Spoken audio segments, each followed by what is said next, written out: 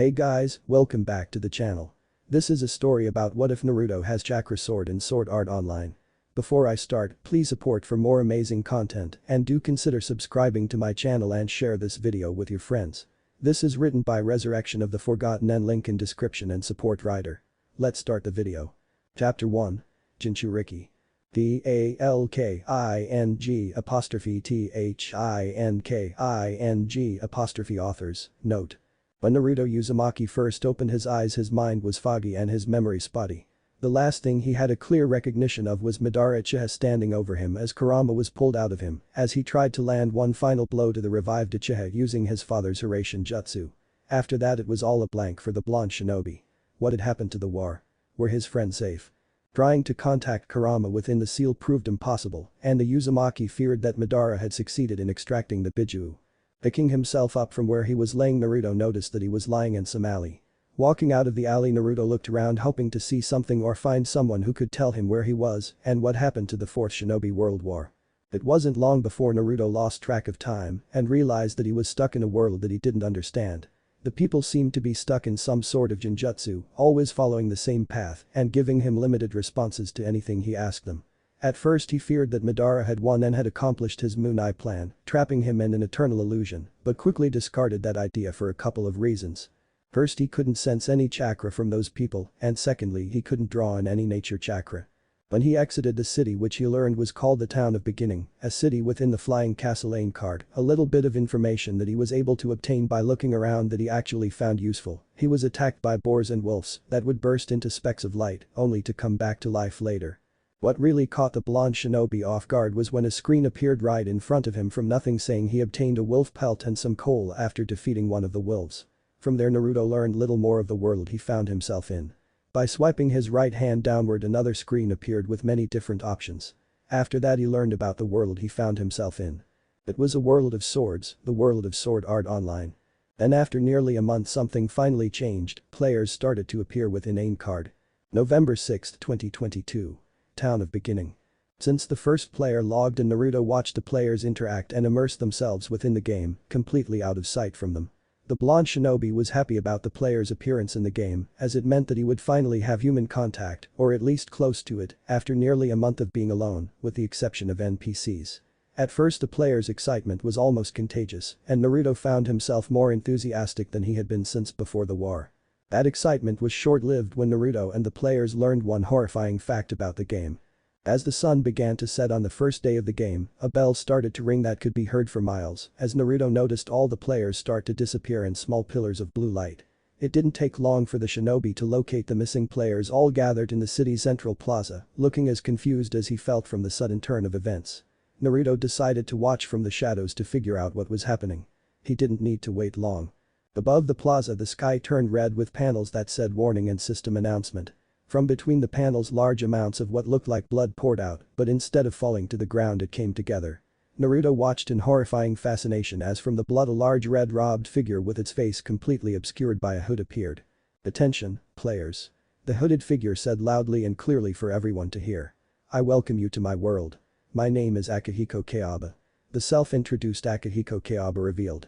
"And as of this moment, I am in control of this world," he stated absolutely. While some of the players seemed to be in awe of the gamer creator's entrance, Naruto couldn't help the feeling of dread welling up inside of him that said something bad was about to happen. And after his childhood and his experience in the war, it was an instinct that Naruto trusted completely. Naruto doubted it would take long before he found out what the cause of the feeling was. Kayaba started speaking again after the players calmed down a little, making sure everyone's attention was on him. "I'm sure most of you have already noticed an item missing from your main menus, the log out button," Kayaba said, bringing up the screen in front of him, large enough for everyone to see, to show the spot where the button was supposed to be. "Let me assure you, this is not a defect in the game. I repeat, this is not a defect. This is how Sword Art Online was designed to be," the robbed figure declared. Naruto was honestly confused about what Kayaba was talking about. Of course, since it was Naruto's actual body in the game and not a virtual one like everyone else, he couldn't log in or out of the game like everyone else should have been able to. Which meant that even if the button had been there it wouldn't have worked for him. Briefly the last Uzumaki wondered what else differentiated between him and the others. "You cannot log yourselves out of SAO," Kayaba continued, ignoring the whispers of disbelief from the players. and no one from the outside will be able to shut down or remove the nerve gear from your head. If anyone attempts to do so, a transmitter inside the nerve gear will discharge a microwave signal into your skull, destroying your brain and ending your life. The game designer said to the horror of everyone. The horror the players felt at the news quickly turned to outrage, believing the game designer to be lying, and quickly tried to leave the plaza, only to find out that they couldn't. The blonde shinobi didn't know enough about nerve gears to know if Kayaba was being honest or not, but from the looks of utter fear on some of the avatars' faces that seemed to be the case. Next to Kayaba, screens appeared depicting the news of what was happening in the real world. Despite my warning, the families and friends of some of the players have attempted removing the nerve gear, an unfortunate decision, to say the least. As a result, the game now has 213 less players than when it began. Kayaba said, as Naruto's eyes drifted from one screen to another. One screen showed the profile of a player whose nerve gear was removed and died. Another showed a family crying, another instructions by the government to not remove the nerve gear and contact proper authorities to transport the player to a hospital where they would be looked after until the situation was resolved. They've been deleted from both Aincard and the real world. Kayaba said dramatically. 213 dead in just a few hours, Naruto thought as he had flashbacks to the war, causing his hand to clench to the point his knuckles turned white. While nowhere near as bad as the casualties suffered in the Fourth Shinobi War, it was still 213 people whose lives were cut short because of one man. As you can see, Kayaba said, gesturing to the screens. International media outlets have round-the-clock coverage of everything, including the deaths. At this point it's safe to assume the likelihood of a nerve gear being removed is minimal at best. The game creator explained, relieving the players slightly with the knowledge none of them would suddenly be dropping dead at any moment. I hope this brings you a little comfort as you try to clear the game. It's important to remember the following.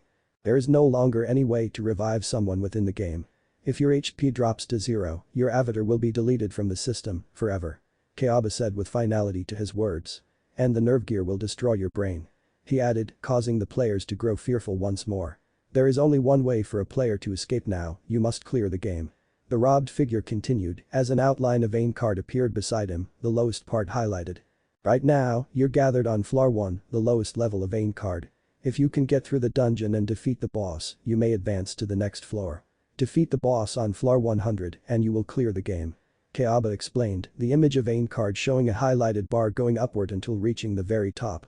Some of the players were confused, most likely first-time gamers, while the ones who knew what Kayaba was talking about were outraged by how impossible the goal seemed. Once more ignoring the players' protests, Kayaba continued as if nothing was happening. Last but not least, I've placed a little present in the item storage of every player. Please have a look. Kayaba urged them. Out of sheer curiosity, Naruto checked his own item storage and was honestly surprised to find something there. Bringing it out, the blonde shinobi was confused when it turned out to be just a mirror, seeing his confused face reflected off its surface. Naruto's eyes were quickly torn away from his reflection when he heard multiple shouts from the players ahead of him. Looking up, Naruto saw a bright light engulf the players before disappearing. The problem was they all looked different from what they did a second ago before the light overcame them. Most noticeable, and the one that made Naruto want to vomit the most, was a female character that was dressed provocatively, was now an overly muscular guy in the same clothing. That is seriously messed up. Naruto thought, his face actually a little green. What the hell is wrong with that guy? Why the hell would he dress like that? Putting the disturbing image out of his mind, Naruto focused chakra into his ears to enhance his hearing, hoping that one of the players knew what happened and would explain what was going on. How?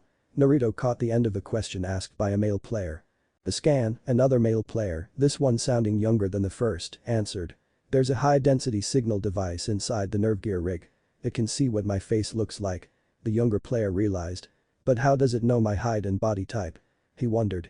When you first put the nerve gear on, the older-sounding player began. It had to do this calibration thing. It asked you to touch your body all over like this, remember? He finished. So Naruto thought as he stopped channeling chakra into his ears. This is what they all really look like. Then it's a good thing I didn't sneak into the plaza. He decided if he had, somebody might have realized that Naruto's appearance hadn't changed at all. Not to mention his clothes didn't exactly fit in with everyone else's. Naruto's attention was focused back on Kayaba when he began speaking again. Right now, you are probably wondering why. Why would Akihiko Kayaba, developer of Sword Art Online and Nerve Gear, do this? Ultimately, my goal was a simple one. The reason I created Sword Art Online was to control the fate of a world of my design. Kayaba, Naruto thought angrily. Kayaba's wish to act like some sort of god in a fake world, reminding Naruto too much of Madara Uchiha and his Moon Eye plan. The difference between them being that Madara's reason also involved bringing peace to the world, as fake as it might be, while Kayaba didn't appear to have such a wish, was just acting selfishly. When only considering that Kayaba seemed the worse of the two. Then you consider everything else, and Madara trumps Kayaba in a landslide. As you can see, I have achieved my goal. Kayaba stated, this marks the end of the tutorial and official launch of Sword Art Online. In that moment Naruto was seriously struggling to restrain himself from throwing a Rasen Shuriken at Kayaba's robbed figure. But if he did that he would end up revealing his presence inside the game, and then he would lose the element of Sir Rasen Shuriken. He was Uzumaki fucking Naruto, because Naruto fucking Uzumaki didn't sound as awesome, he didn't care if the enemy knew he was there. To him it just meant that they would know who was responsible for kicking their ass. I wish you the best of. Kayaba was cut off before he could finish by the appearance of a blue-white sphere, with 4 curved blades coming out of it that was creating a screeching sound.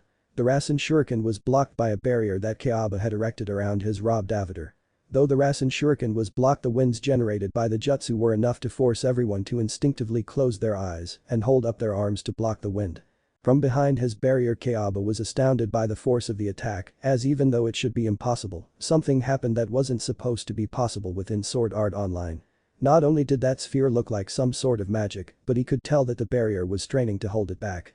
As it stood he could see small tears were appearing in his robe. The part of the Sword Art Online creator wanted to stay back and investigate what the cause of the strange anomaly was, but ultimately decided to leave and investigate the matter later.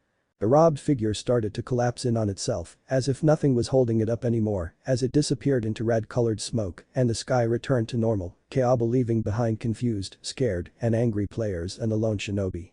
After Kayaba disappeared, Naruto didn't bother to stick around. If the man was serious about the only way to free everyone was to clear the game, then Naruto needed to hurry and figure out how this game was played. So that he could clear it, so that he could keep as many people from dying as possible. 1 month later. An entire month had passed since the beginning of SAO, and in that time 2,000 people had ended up falling victim to Akihiko Kayaba's death game. Though after a month of searching for the Floor 1 boss's lair, the room had been rumored to be found, and a meeting was to be held to plan out how to beat the boss and finally clear the first floor. Arriving at the amphitheater where the meeting was being held, Naruto sat down near the back just as it was starting in a different set of clothes than his normal outfit that he arrived in. He had an Anbu-style vest on over a long-sleeved orange shirt, black fingerless gloves, black pants, boots, and his Konoha headband tied around his waist, acting like a belt buckle. Around his neck was the necklace that Tsunade gave him. Most of his clothes he had sealed away in a storage seal on his right arm, which now contained his normal clothes along with other items, with the exception of the shirt and boots. Naruto had a simple sword he obtained within the game strapped on his back, along with his kunai and shuriken pouch. In the months since the massive multiplayer online role-playing game, MMORPG, started, Naruto had managed to figure out how to play the game, mostly. There were still some things he needed to learn or things that still confused him. But at the very least it seemed like he was just a new player playing his first online game and not completely new to technology. Naruto focused back on the meeting when the person holding it began to speak. Okay, people. Now that everyone's here, let's get this meeting started. The person that spoke was a male player with blue eyes and blue hair, with a couple of long bangs that framed each side of his face. Naruto had to suppress a snicker, as the man's bangs reminded Naruto of Sasuke's hairstyle, with the exception that the back of the man's head didn't look like a duck's ass. But with a bit of work it probably could. The man had bronze-colored armor on his chest, shoulders, arms, and shins, with blue-colored clothes under his armor, white pants, and fingerless gloves. A sword was at his waist and a shield on his back. So anyway, the man continued. I want to thank everyone for coming, good to see you. My name is Diable, and in this game, the job I rolled is knight. He loudly proclaimed, though his claim caused some of the other players to start laughing. Dude, there's no job system in this game. Another player pointed out among the many chuckles. You guys want to hear this or not? Diable asked them, sounding annoyed. When the laughter died down, Diable continued, right, anyway, here's the deal. Our party found the boss room at the top of the tower today. Diable declared, capturing everyone's attention completely as he confirmed the rumors. First, we need to defeat the boss and make it to floor 2. The next step is we have to tell everyone waiting in the town of Beginning that it is possible to beat this game. Fact is, it's our duty as the most capable players here. Do you agree or not? The blue-haired player questioned them. Naruto would honestly admit that he was slightly impressed by Diable's speech, as it seemed to raise everyone else's spirits as they started to cheer Diable and made them more confident about taking on the boss. Okay, Diable said with a pleased smile on his face, happy to hear such a positive reaction from everyone. Glad to hear you're all with me on this. Now let's figure out how we're going to beat the boss. First off, we'll team up into parties of 6. A typical party doesn't stand a chance against a floor boss. We need a raid group made up of multiple parties. A mixed look of surprise and nervousness appeared on Naruto's face at the fact that he would have to join a party to be part of the raid group. For the last month Naruto had refrained from interacting with the trapped players as much as possible, essentially becoming what he came to recognize as a solo player as he learned to play the game. Of course with his jutsu and training, he didn't really need to rely on others to survive here as much as everyone else would. But if the boss really was stronger than normal monsters, then one of Kakashi's first lessons, to work as a team against stronger opponents, only made sense. Besides, Naruto was tired of being alone, being stuck in a virtual world in a dimension different from his own, without his friends or the knowledge if they were safe, without Kurama, his oldest companion, who he was starting to form a true bond with, reminded him too much of his childhood, and he wanted to have some real, figuratively speaking, with them only being virtual versions of themselves, friends again. Looking around, Naruto noticed that nearly everyone had already formed into their own parties. The only exceptions were a couple of other players besides himself who were near the back of the amphitheater and didn't seem to be with anyone.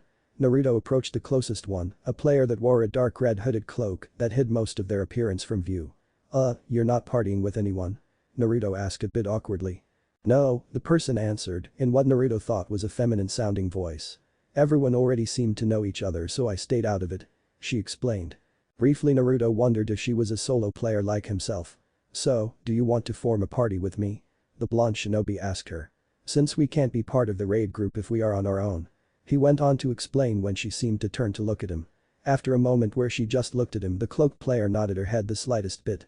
An uncertain voice said from beside them. Looking toward the source they saw a slightly messy black-haired teen male with black eyes. He wore a dark blue long-sleeved shirt under a white vest, black pants and boots, and black fingerless gloves. He had a sword slung over his shoulder that fell down instead of across his back. "Can I join your party?" he asked uncertainly. Glancing to his right to make sure it was alright, Naruto saw the cloaked girl nod her head slightly again to show she was okay with it. Turning back to face the boy, Naruto gave him one of his fox-like grins. "Sure, the more the merrier," Naruto said, getting the boy to sigh in relief and give them a small smile in return before he blinked a couple of times in confusion. "Have we met somewhere before?" he asked. "You sound kind of familiar." His own look of confusion appeared on Naruto's face at the black-haired teen's question. "I don't think so," Naruto answered.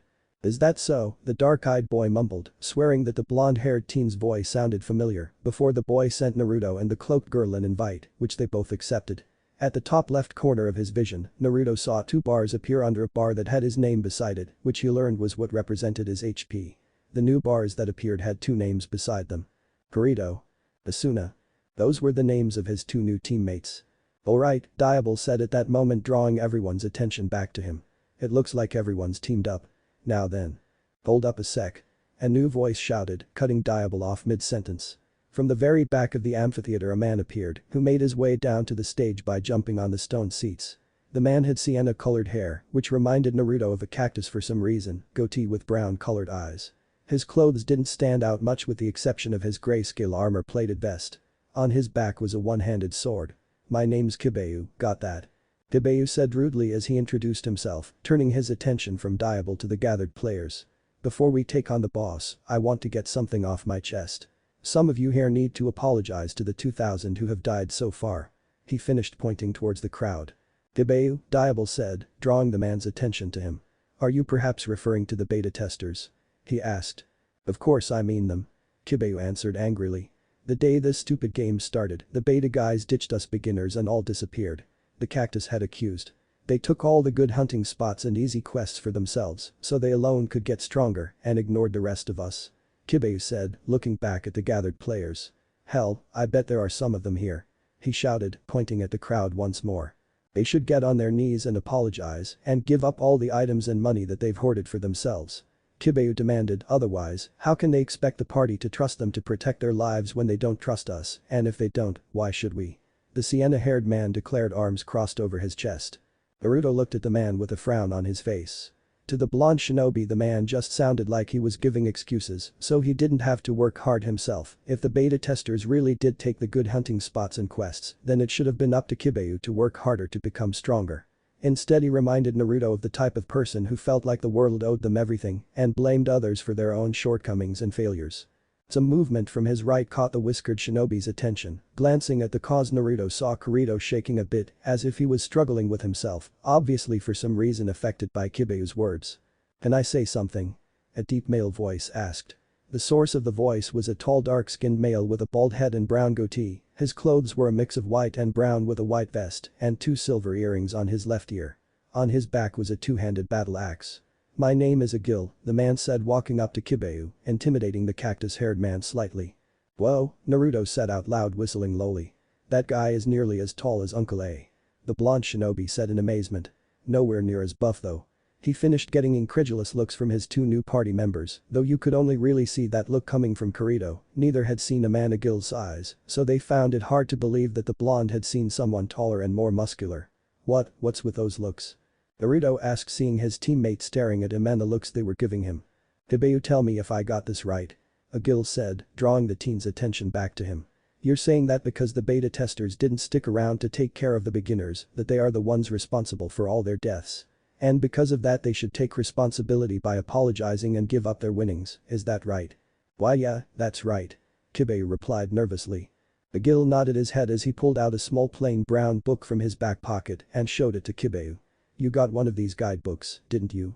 They were handed out for free at the item store." "Sure, I got one," Kibeu said defensively. "So, what about it?" "It was compiled from information given by the beta testers," Agil informed him, surprising some of the other players with the info before turning to face everyone else. "Listen up. Everyone had equal access to this information. Even so, lots of players still died." The axe user said, "I thought the topic of discussion here was what we could learn from their deaths and how that can help us defeat the boss." Agil said, reminding everyone about the whole reason they decided to hold a meeting in the first place, finishing by staring at Kibeu evenly. Kibeu didn't look at all pleased but was too intimidated by Agil to fight the man, instead choosing to sit down with his arms crossed and sulking a bit. "Okay, can we get back to the meeting now?" Diable asked after Agil took his seat and proceeded to tell everyone that the guidebook had on the first floor boss Ilfang the Kobold Lord. Ilfang carries an axe and a buckler. He has 4 health bars and when the last one turns red, he switches to a curved sword type weapon called a tower. After he was done speaking, the meeting was drawn to an end with the agreement that they would head out for the boss's room at 10 in the morning. Not even a second after the meeting was called to an end, Naruto heard Asuna's cloak rustle as she stood up. Looking to his left, he was just in time to see her walk out of the amphitheater without saying anything to either him or Kirito. Later that night, those that would be part of the raid group were holding a small celebration. To celebrate them finding the boss's room, new friendships being made, and the possibility that they might not all make it through tomorrow, though no one really wanted to consider that last possibility.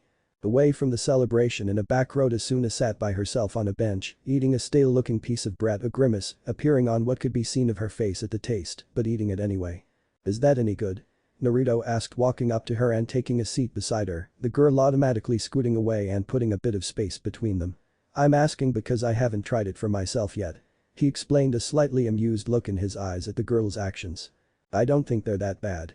Kirito spoke up, having seen one of his party members making their way towards the other and decided to follow him.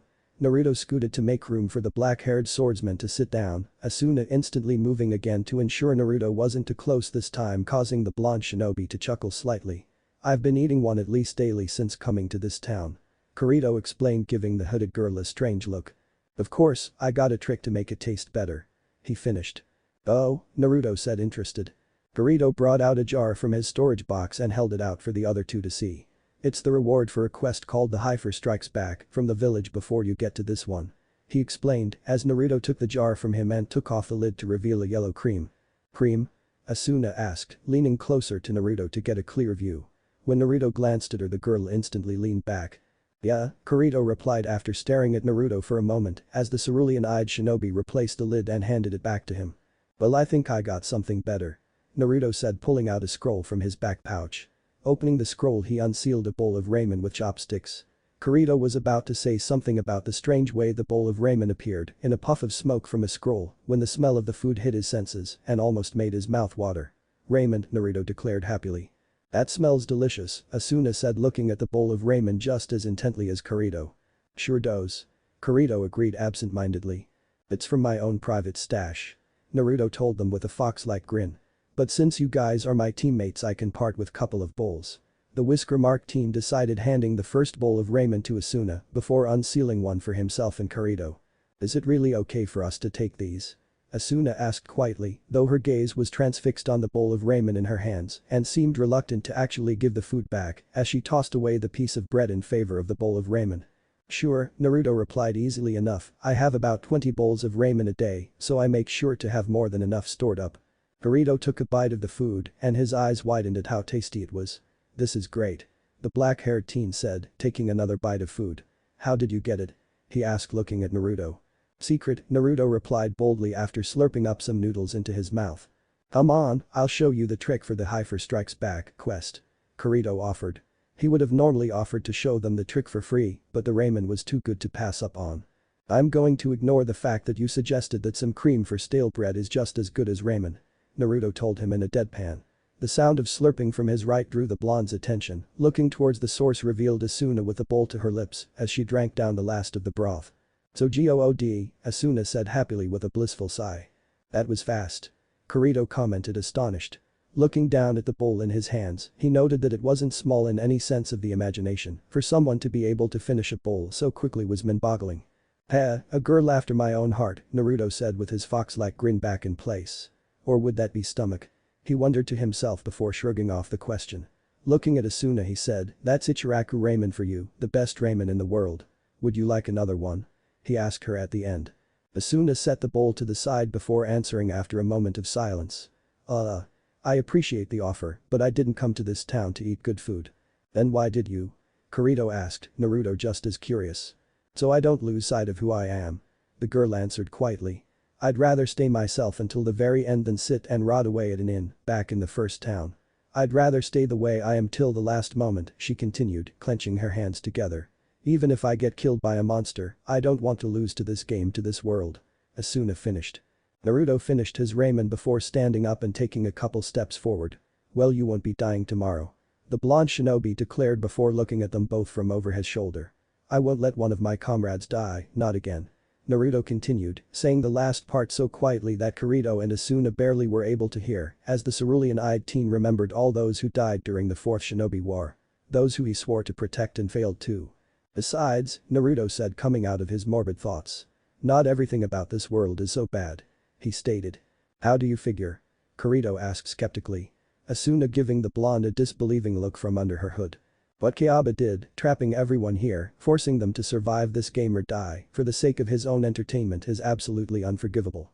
Naruto said strongly, before turning around to face them, but his gaze was focused beyond Kirito and Asuna on the celebrating players. But look at them, even if this world is a virtual one, death isn't the only thing that is real here. The bonds and memories that they are making with one another are just as real, and it will our desire to protect these bonds that will make us all fight that much harder tomorrow. Right now they are all laughing and having fun. If Sao manages to do that and these bonds continue to exist even after the game is cleared, then it is not so bad. The blonde shinobi decided. Kirito and Asuna were looking at him in slight astonishment, neither thinking the death game in such a manner, neither of their opinions about the game changed all that much, but both would admit that Naruto's way at looking at things was rather nice. And another thing, he continued, his eyes shifting from the celebrating players to his teammates. I want you two to know something, it's something my sensei taught me and my teammates when we first became a team. Those who break the rules are trash, but those who abandon their friends and comrades are worse than trash. So no matter what happens tomorrow, know that you can count on me to stand and fight with you. Naruto finished. Next day. December 3, 2022, Floor 1 Forest Field. The next day the players that made up the raid group were walking through the forest field on their way to the boss room. At the very back of the group, walking a few steps behind everyone, was the party made up of Naruto, Asuna, and Kirito. Let's go over it again. Kirito began explaining the plan one last time, we're the backup. So, our target's going to be the boss's minions, the ruined kobold sentinels. The black-haired swordsman stated. I know. Asuna replied. Naruto said, only half listening to what Kirito was saying. Kirito held back a sigh at Naruto's nonchalance with the situation before continuing. I'll use a sword skill to knock their pole axes up and out of the way. The second I do, switch in. He instructed. Switch? Asuna asked, Naruto staring at Kirito with an obvious look of confusion on his face as well. Kirito looked at his two party members and suddenly a feeling of dread washed over him as he swallowed hard. Okay, you two need to level with me. Is this the first time you two have ever been in a party? He asked them. Both Naruto and Asuna gave an affirmative reply, which in turn caused Kirito to let out a big sigh and his shoulders to drop dramatically. Why me? Kirito thought. Just outside the boss room everyone gathered to hear some final words from Diable, who was standing in front of the door that led to the boss room. Listen up, everyone. He spoke, drawing everyone's attention. I've only got one thing to say to you. Let's win. The blue-haired knight said before turning around and opening the door. Let's go. The room was dark with little to no light in the room and pillars going all the way to the other side of the room. At the very far end of the room, sitting on a throne with an axe next to it, was a large red-furred monster with a shield on its arm and menacing red eyes. It was Ilfang the Kobold Lord, the boss of the first floor. As soon as the players started stepping into the room lit up and Ilfang jumped from his throne to land in front of the players before unleashing a terrifying roar that summoned 3 armored monsters, which made them look like knights who carried maces. The cursors that appeared above them identified the 3 monsters as ruined kobold sentinels. Immense attack. Diable shouted, thrusting his sword forward as the raid group and the enemy rushed at each other at the same time. As the 2 opposing forces met, Diable was shouting out orders to everyone, keeping the enemy at bay and proving himself a capable leader. Squads A and C, switch. Here it comes. Squad B, block. Squad C, keep guarding and prepare to switch, now. Everyone else switch, draw, and prepare to attack from the side. Squads D, E and F, keep the sentinels off us. He finished. Yeah, you got it. Kirito replied, dashing at the approaching sentinel, swinging his sword and knocking it back. As soon as he did, he signaled his 2 party members to attack. Switch. He called. Right, Naruto said, rushing past Kirito. I'm on it. Asuna said as well, right behind Naruto. The 2 rushed the sentinel at incredible speeds, though the blonde shinobi was holding back to not draw suspicion onto himself. Naruto, bringing out his sword from its sheath on his back, slashed the monster across the chest and jumped up into the air before Asuna delivered the finishing strike with her rapier. The sentinel was thrown back from the force of the attacks before shattering into light before disappearing. Amazing, Kirito thought, watching as Naruto landed beside Asuna, the girl's cloak settling down around her after running so fast. I thought that they were both beginners, but their skills and speed are astonishing. I could barely keep up with them. He continued, awed. Good job, you two. The black-haired swordsman murmured with a small smile on his face. Following this strategy, the 3 players steadily dealt with the sentinels as they respawned, while the other players depleted Ilfang's HP bars from 4 to 1. Once it lost most of its HP, it tossed aside its axe and shield in favor of the tower it seemed to be carrying with a vicious roar. Looks like the guidebook was as right, Kibeyu commented with a smirk, seeing Ilfang acting just as the guidebook said it would. Stand back. Diable ordered, moving to the front lines. I've got it. Naruto had just knocked back a sentinel for Asuna and Kirito to deal with as he turned his attention towards what Diable was doing. I thought the plan was for the entire group to surround it. Naruto thought in confusion, remembering this part of the plan as Diable briefly looked their way. Naruto wasn't the only one that was paying close attention to what was going on as Kirito saw Ilfang draw out the blade on its waist and his eyes widening in alarm. That isn't a tower. It's an Adachi, Kirito thought in a panic. It's not the same as the beta test. He realized as he knocked back a sentinel. Wait, stop. He shouted out a warning to Diable, drawing the attention of Kibeyu to himself. Diable charged at Ilfang with a sword skill activated, not heeding Kirito's warning. Get out of there. Kirito tried to warn him one last time before it was too late. Sadly, his warning was once more ignored and everyone watched as Ilfang jumped up into the air and off the surrounding pillars. Diable head swiveled around trying to keep up with Ilfang's fast movements, only being able to see a blur before landing beside him and delivering a devastating slash across Diable's chest before following it up with another swing that sent Diable flying away. Diable. Kibeyu shouted in concern for the person that he quickly had come to respect, but he didn't have time to check on him as he had to immediately concentrate on Ilfang, who appeared in front of him and his party members with a blood-curdling roar. Naruto and Kirito made their way to where Diable lay, while everyone else focused on Ilfang, arriving to see how his health bar was dropping rapidly and was already in the red. Diable. What the hell were you thinking? Kirito asked as he pulled out a health crystal to restore Diable's HP, but the blue-haired knight rejected it by pushing it away before Kirito could use it. You were a beta tester, weren't you? Diable asked the black-haired swordsman weakly. You know what I was trying to do.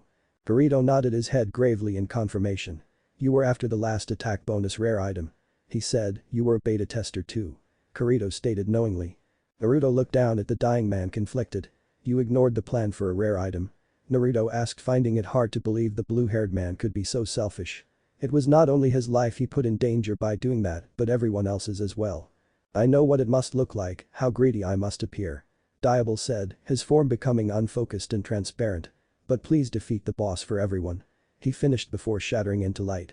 Naruto looked at where Diable's form previously laid the first casualty of the raid group. And Naruto intended to make sure it was the only one.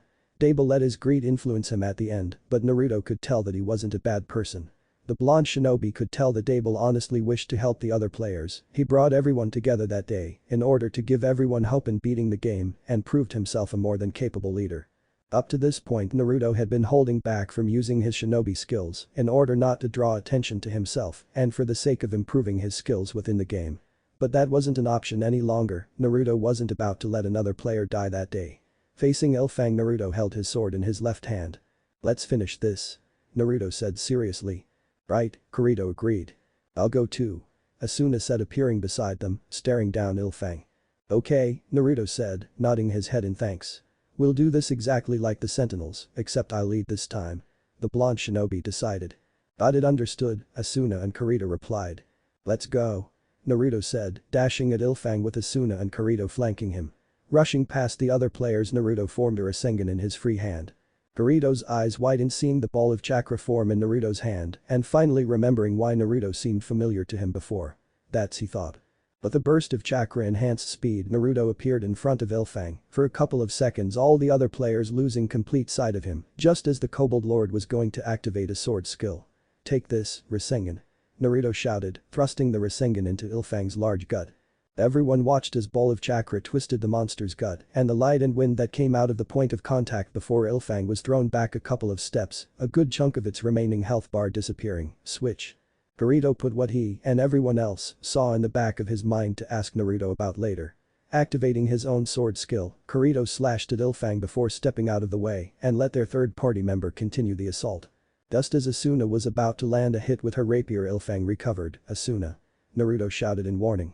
The female player just barely ducked under Ilfang's swing because of Naruto's warning, her cloak getting destroyed in the process to reveal her slim figure before she landed a powerful strike on Ilfang and knocked it back. Asuna had on a red vest, skirt and boots combo. She also wore a white long-sleeved shirt and pants. A belt was on her waist that was normally used to hold her rapier. The girl had hazel-colored eyes and long orange-brown hair. "Beautiful," Naruto muttered out loud, watching how the light remnants of the destroyed cloak and how Asuna's orange-brown hair settled around her enhanced her beauty even more. Naruto didn't have a problem admitting her hair color drew his attention the most. "He's coming back," Kirito shouted, drawing Naruto out of his thoughts of their third-party member and focused back on the boss. Running forward, Naruto blocked Ilfang's attack, giving Kirito an opening to land one of his own, Asuna coming in and thrusting her rapier at Ilfang's large gut. Afterwards Naruto and Ilfang exchanged multiple strikes, sparks flying around them due to the exchanges, before Ilfang's Nadachi glowed a light red to indicate its use of a sword skill. "Shit," Naruto thought as he tried to block that attack with his sword, only for it to shatter when it came in contact with the Nadachi before continuing on its course.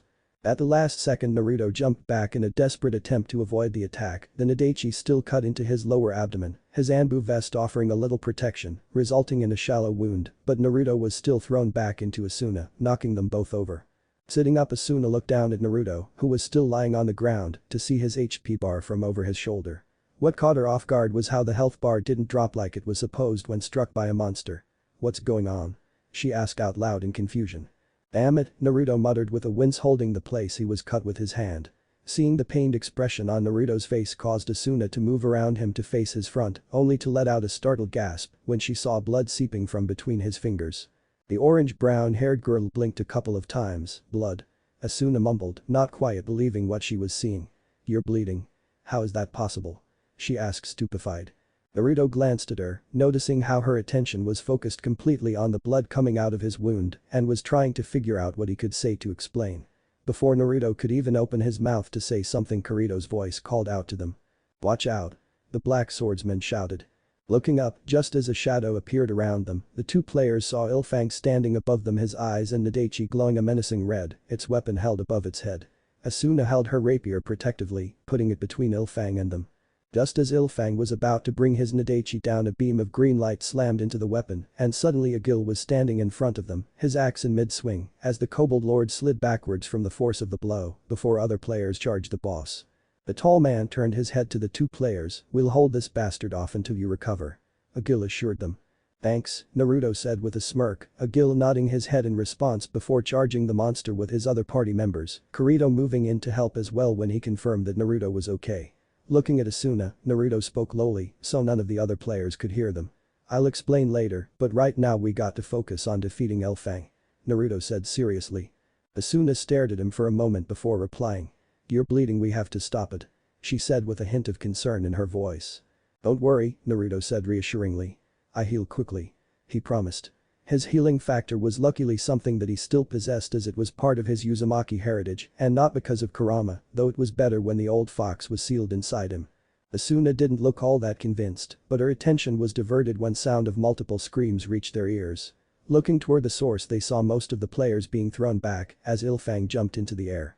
Seeing Ilfang about to use the same move he used on Dable caused Naruto to quickly stand up and jump after him, channeling chakra into his legs for an extra boost in power and speed to reach the boss monster much sooner. Where the hell do you think you're going?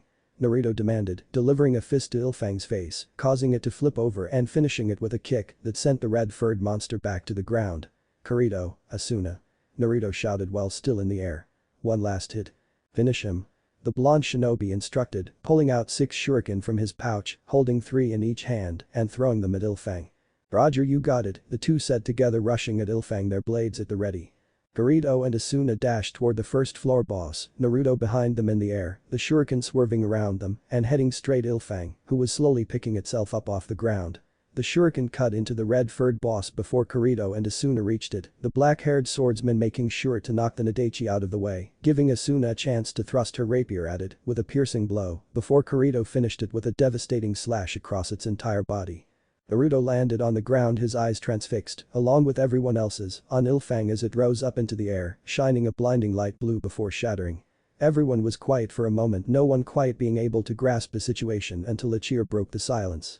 Multiple cheers soon followed. We did it. The raid group celebrated loudly. Naruto walked up to his party members holding his wound, jumping around like that didn't do him any favors when it came to his wound healing. Good job, you two. The blonde shinobi said, congratulating them both, getting nods of thanks from both. The Gil walked up to the small group looking impressed. That was some fine swordsmanship from the 3 of you. His gaze shifting from each player before resting on Kirito, who was catching his breath after that last attack. Congratulations, today's victory is all thanks to you. The other players seemed to agree as they all started applauding. The celebratory mood though was cut short by Kibeu. Why the hell are all of you cheering? The cactus head challenged, sitting where Dable's body lay with his party members. Don't you all get it? They let Dable die. He accused. Let him die? Kirito repeated, confused. That's what I said, Kibeu retorted with a few tears. Admit it. You knew the technique the boss was gonna use. If you told us about that up front, he wouldn't have died. And what the hell was up with that light show? Magic isn't supposed to be possible in Sao. He finished angrily. They're beta testers. A member of Kibeu's party with brown hair accused. They know secrets about the game and are keeping it to themselves.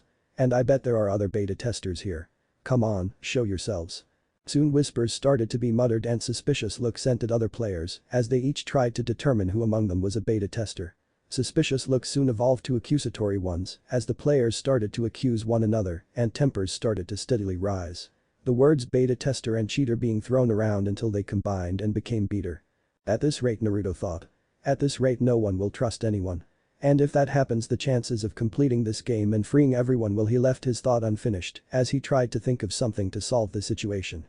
He had to give them a common goal, something he could unite them against, and by the look on Kirito's face, he seemed to have come to the same conclusion.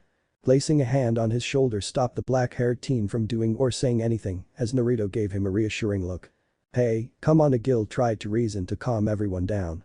Leader? Naruto said in a voice that chilled everyone as the shinobi released a barest hint of ki, drawing their attention to him and making them jittery. What a stupid thing to call someone. The blonde shinobi claimed. An arrogant smirk worthy of any Uchiha on his face, and he should know Naruto was given that look often enough. Besides, that would only be true if I was a beta tester, but I'm not a beta tester, I'm something more. He stated, forming a Rasengan and holding it up in front of him for everyone to see. What? A few players asked confused. This power is something only I possess, something the beta testers, or beaters, could ever discover. Naruto said, his face shadowed a bit, making him look all the more ominous. This power makes me stronger and faster than anyone else could ever hope to be. The thing is with this power and the other secrets that I know, I can easily clear every Flora Vein card while the rest of you risk your lives. What? Kibe stammered. What kind of monster are you? He demanded in a bit of anger and fear. Nobody but Asuna, Kurito, and Agil noticed how Naruto flinched lightly at being called monster before acting like it didn't affect him, dismissing his Rasengan and placing a single hand on his waist. Monster? Naruto murmured. I haven't been called that in a while, but that isn't quite right. He decided, shifting through his weapons pouch for a scroll and pulling it out. He had this made back in the elemental nations when he and Kurama resolved their differences and started to work together near the end of the war, but never got a chance to wear it before coming here. I am Jinchuriki, the power of human sacrifice, the one who bears the hatred of the world. Naruto said, unsealing the item in the scroll to reveal a cloak that looked remarkably similar to his sage cloak. What set this one apart from his sage cloak was that it was a dark orange with long sleeves and black flames on the bottom. Turning around, so his back was now facing the others, Naruto threw on his cloak, revealing the kanji for Jinchuriki written on the back in black. He had it placed there to show everyone back in the elemental nations that he had come to terms with what he was and wasn't ashamed of it. Hate me all you want, but don't insult me by lumping me in with the beta testers, because I'm nothing like them. He finished with smirk before walking away from them and heading to the other end of the room, where some stairs had appeared after Ilfang had been destroyed. Naruto had only gotten a few steps up the stairs before the sound of footsteps and someone's voice stopped him. Wait, Asuna said, stopping Naruto mid-step, Kurito beside her. The blonde shinobi let out a chuckle as he turned to face them. So much for a dramatic exit, Naruto said offhandedly, giving his party members a grin. So what's up guys? It's probably not smart to be seen talking to me after that little show back there. He pointed out. Yeah, about that, Kurito began shrugging his shoulders indifferently. I remember this one guy telling me how those who break the rules are trash, but that those who abandon their friends and comrades are worse than trash. And I didn't want to be considered worse than trash. The black-haired swordsman said, bringing up his inventory screen. Besides, while everyone is distracted right now, they will eventually remember accusing me of being a beta tester, and unlike you, I actually am a beta tester. He continued, equipping a long black coat, the last attack bonus rare item that Diable was after, the Coat of Midnight. And I actually like the name Beater. He finished with smile on his face. Asuna looked at Kurito, surprised at the new bit of information, before turning her attention back to Naruto. You called my name when we were fighting, how'd you know it? She asked him, looking at him seriously, and you said you'd explain how you were bleeding earlier. Asuna reminded him. Kurito's gaze shifted to Asuna before turning back to Naruto. Now that he looked the blonde over more closely, he could just make out some blood stains around where his vest was torn. How is that even possible? The game shouldn't allow for torn clothing. The clothes either look fine or they're destroyed, it's not possible for it to be damaged. He thought in confusion. Plus that Rasengan thing you used against the boss reminded me why you seemed so familiar before. Kurito continued out loud. It looked a lot like the Rasen shuriken that was thrown at Kayaba on the first day of the game. That was you. The black swordsman finished factually, as Naruto scratched the back of his head sheepishly at being found out. Well, Naruto started, his gaze shifting between his two party members before settling on Asuna. You can see a couple of other HP bars below yours around here, right? Naruto asked, holding his hand up indicating where it should be. There should be names written next to them. Asuna focused her gaze where Naruto indicated and did see a couple of other HP gauge below hers, Naruto, Naruto. Asuna read, Kurito, those are your names. The orange-brown-haired player asked, looking between the two. Yeah, Naruto replied. Asuna giggled a bit. Oh, it's been there all this time. I guess with everything that happened we never introduced ourselves to each other. He said before scratching his cheek awkwardly, though with a small smile on his face, enjoying the sound of Asuna's laughter. As to the other stuff, that's going to take a while to explain, and it's not the sort of thing I want others listening in on. So we need to find somewhere we can talk privately without being overheard. That's fine, Kurito said, walking up to the doors at the end of the stairs and opening them. I'll lead us to a safe zone I know about. I want to hear this as soon as possible. He stated. Alright then, lead the way. Naruto said, Kurito nodding his head and moving through the doors as the blonde shinobi and Asuna followed behind him. Chapter 2.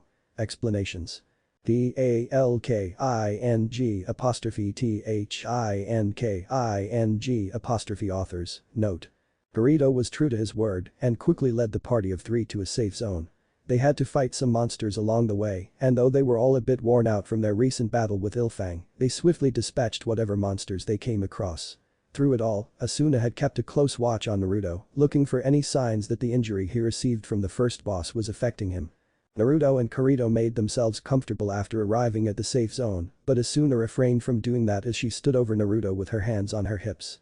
"Alright, before you start explaining what's going on with you," Asuna said, giving Naruto a pointed look. "I think it would be best to take a look at your wound. We don't have anything that we can use to treat it, but we should still make sure that it's not getting worse. So take your shirt and armor off." She finished with a light blush at telling a, admittedly handsome teen male to take off his shirt in front of her. "There is no need for that," Naruto replied unconcernedly as he lifted up his shirt where Ilfang had injured him. Only to reveal that there was no wound whatsoever and the only proof that he had been cut at all was the dried up blood that once surrounded where the wound was once located. "How is that possible?" Asuna said, astonished, taking a closer look at where she knew the injury should be. "I was sure." Asuna," Naruto said uncomfortably. "What is it?" Asuna asked, looking up towards the blonde to look him straight in the eye, only to notice just how close their faces were to one another. For a few seconds the two just stared at each other as Asuna's face steadily started to redden before she finally reacted, "PP pervert." The girl screamed, hastily backing away from the whiskered blonde before proceeding to glare at him. "How am I a pervert?" Naruto demanded, standing up at Asuna's accusation. "Because you are." Asuna told him as if it was obvious, lacking any real sense of logic, as if just saying made it true. Such was the inner workings of the female mind, an impossible puzzle that not even the wisest of men could ever hope to solve. Naruto blanched at the female player's continued claim. The confidence that her voice carried making the blonde shinobi silently wonder if Asuna somehow figured out his past association with countless perverts and the few times he did something perverted.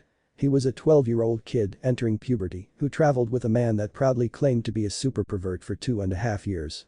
There was no way that he was going to return to Konoha completely innocent, much to the dismay and ire of Tsunade. Kirito stared at the two, unsure if he should be laughing at the little comedy act that was happening in front of him or try to remind the two what they were supposed to be discussing at the moment. A part of him was telling him to stay quiet or risk drawing Asuna's ire to himself and somehow end up being labeled a pervert as well. "Alright guys, I think we should get back on track here." The black-haired swordsman eventually got out. Kirito speaking up drew the other two's attention to him and for a moment they just stared at him impassively. Feeling their gazes locked on him, Kirito fidgeted uneasily, wishing that he had just kept his mouth shut. They were all quiet for a moment longer before the silence was finally broken by Asuna. "HMPH, fine," she said in a huff as she sat down, away from Naruto, with her arms crossed over her chest. Naruto sat down as well as he scratched the back of his head, wondering where he should start and how much he could really tell them. There were things that Naruto wanted to keep to himself, things he wasn't comfortable talking about, his childhood for example. Then there were things he didn't mind telling them about, his status as a Jinchuriki had become a point of pride for him and was something that he wanted to hide. If they couldn't accept his former status, then that was solely their problem. Naruto had long stopped caring if people would accept him or not because of Kurama. Those who could really call friends would look past the fox and see him. Those that didn't weren't worth thinking about. "Where should I start?" Naruto wondered out loud. Kirito looked at Naruto curiously. "How about the beginning?" he suggested. The suggestion had the blonde thinking, "The beginning?" Naruto repeated, a sad mirthless smile appearing on his face. What would constitute as the beginning? When Hashirama and Madara were alive? Or did everything begin on the night of his birth? At times, when there was a lull in the war and the whiskered shinobi had time to himself to think, it felt like there was a greater force at work driving everything to a certain point. Either way, Naruto knew that he had to tell Kirito and Asuna something. Kirito and Asuna silently stared at the blonde, neither wishing to disturb him when they noticed the distant, almost haunted look that appeared in his eyes as he considered Kirito's suggestion. Coming to a decision, Naruto focused his attention back to the two players that were waiting for him to start talking. If he was going to explain things to them, it would be best to start with who he was. "Okay, for starters, my name is Naruto Uzumaki Namikaze and I am a shinobi from Konohagakure no Sado." Naruto began, and for the next couple of hours he told them of everything that he found of relative importance, answering the occasional question that they had along the way. "You called yourself a Jinchuriki before," Asuna pointed out after not got done retelling his story. "What is that?" she asked. "It sounds Japanese," Kirito added, "but it's not at the same time and I've never heard that word before." "Jinchuriki," Naruto started steadily. "It literally means the power of the human sacrifice. It is a word that classifies a certain type of people, those with one of the 9 Bijuu sealed inside of them." He explained to them before letting out a sigh. "But most of the time it is used as a slur that means that we are less than human in the eyes of others." "And you are a Jinchuriki?" Asuna asked him curiously. "Yup," Naruto replied cheerfully. "Naruto Uzumaki Namikaze, Jinchuriki of the Kyuubi no Kitsune, strongest of the Bijuu, at your service. I don't know, Kirito began skeptically, putting his hand against his chin in thought after hearing Naruto's declaration. I don't quite buy it. This all seems too far-fetched to me. Asuna looked at the black-haired swordsman. You think that it might be a trick? She asked him. Maybe, Kirito replied, looking at Naruto intently. Kayaba could have programmed Naruto into the game to trick and confuse players. He said logically from his point of view. While Naruto personally didn't like the fact that they were questioning if he was telling the truth or not, as a shinobi, he could appreciate their sense of caution. They could at least stop talking about me like I wasn't here. Naruto thought with a pout. We'll need to think of something that proves that he is telling the truth. Kirito stated. Asking him to just do one of his jutsu wouldn't be enough since they all could be programmed into the game. Like? Naruto asked with a raised eyebrow. Right now we can ask you a bunch of questions. Kirito suggested, if there are things that you don't know about your own past or inconsistent in your answers, that should at least give us a hint on whether you're telling the truth or not. It wasn't a perfect plan, though it would probably take a while to catch the blonde in a lie if that was in fact the case, but at the very least they had something to go on. Alright, Naruto said, agreeing with the idea. What do you want to know first? For the next hour and a half Kirito and Asuna would ask Naruto a variety of questions about himself, where he came from, and the world in general. Some questions were so mundane most people would never even bother thinking about them on a normal basis. Others were so complicated that Naruto took a minute before giving a satisfactory answer. Finally, after nearly 2 hours, Kirito and Asuna were running out of things to ask Naruto. Okay, Kirito said, trying to think of something to ask. First kiss. Naruto opened his mouth to answer until the question registered in his mind and caused him to freeze before he could answer. The disaster of the memory that was his first kiss flashed through Naruto's mind. Even now years later the blonde shinobi still felt like retching at the memory of that day. See, can I have any other question? Naruto asked shakily, anything at all. Kirito and Asuna looked at the whisker mark team curiously, neither understanding why he was suddenly so hesitant when he didn't have trouble answering any of their other questions. Why? Kirito asked with a raised eyebrow. Maybe they finally caught Naruto in something that they could use to prove that he was a program that Kayaba had placed into the game to trick players. I don't want to talk about it. Naruto answered evasively. That's not a good enough answer, Kirito refuted. You have to answer all our questions honestly. If we leave even one unanswered or lie to us, then there is no way we can believe you. The black-haired swordsman explained. Maybe this is too personal or Naruto just hasn't kissed anyone yet. Asuna suggested. Then why not just say that? Kirito questioned her. Or hesitate at all. Up until now, no matter the question, he has answered them without hesitation. The fact that he hasn't means that he either can't answer the question because Kayaba didn't program an answer into him. The beta player stated, bringing up a good argument. Or something happened that he doesn't want to talk about. He finished by looking at Naruto intently, waiting for him to answer. Naruto sighed once he realized that he wasn't getting out of answering that question.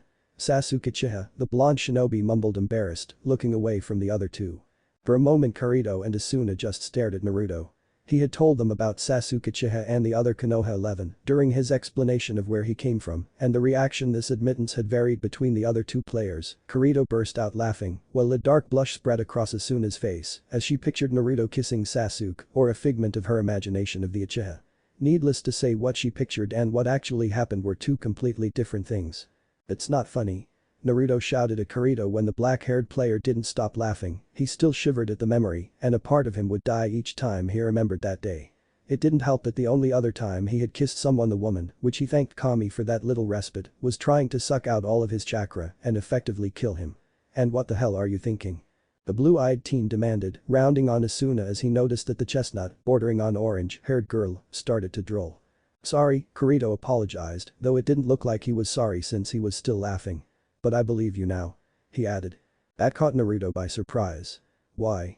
He asked. Because there is no way that Kayaba would ever think to make your first kiss with a guy, and I can't think of anyone who would want to admit it. Kirito said, unless you're, he continued suggestively. In which case good for you, but I'm straight, so don't even think about it. I could kill you right now. Naruto muttered, glaring at Kirito before looking towards Asuna. What about you, Asuna? Do you believe me? He asked her. The sound of Naruto's voice snapped Asuna out of whatever daydream she was having, and for the sake of everyone's sanity, it will be left a mystery. Looking at Naruto, the hazel-eyed player still had a light tint of red on her cheeks. Of course. She stuttered out before composing herself. It's kind of hard to believe though. I know what you mean. Kirito said, nodding his head in agreement. There are theories of multiple and an alternate universe. For those theories to be proven true is nothing short of incredible. He stated in awe and kind of overwhelming. Just think what other worlds might be out there. The swordsman added. Honestly, Naruto didn't want to think about it, he was still having trouble wrapping his head around the fact that he was trapped in video game in a different dimension. The last thing he wanted was to try and figure out what other worlds existed, so what now? The blonde shinobi asked, Asuna looking towards Kirito for an answer as he was the most experienced player of the three of them. I guess, Kirito started. That the next course of action would be to travel to the nearest town and restock on any supplies that we might need. The teen advised. Naruto lost his sword in the boss battle, so stopping by a weapon shop is probably a good idea. He continued before looking towards Asuna. We'll have to watch his back until we reach the next town in case any monsters appear. The swordsman told her. Right, Asuna replied. Boy, Naruto protested, it's not like I'm helpless.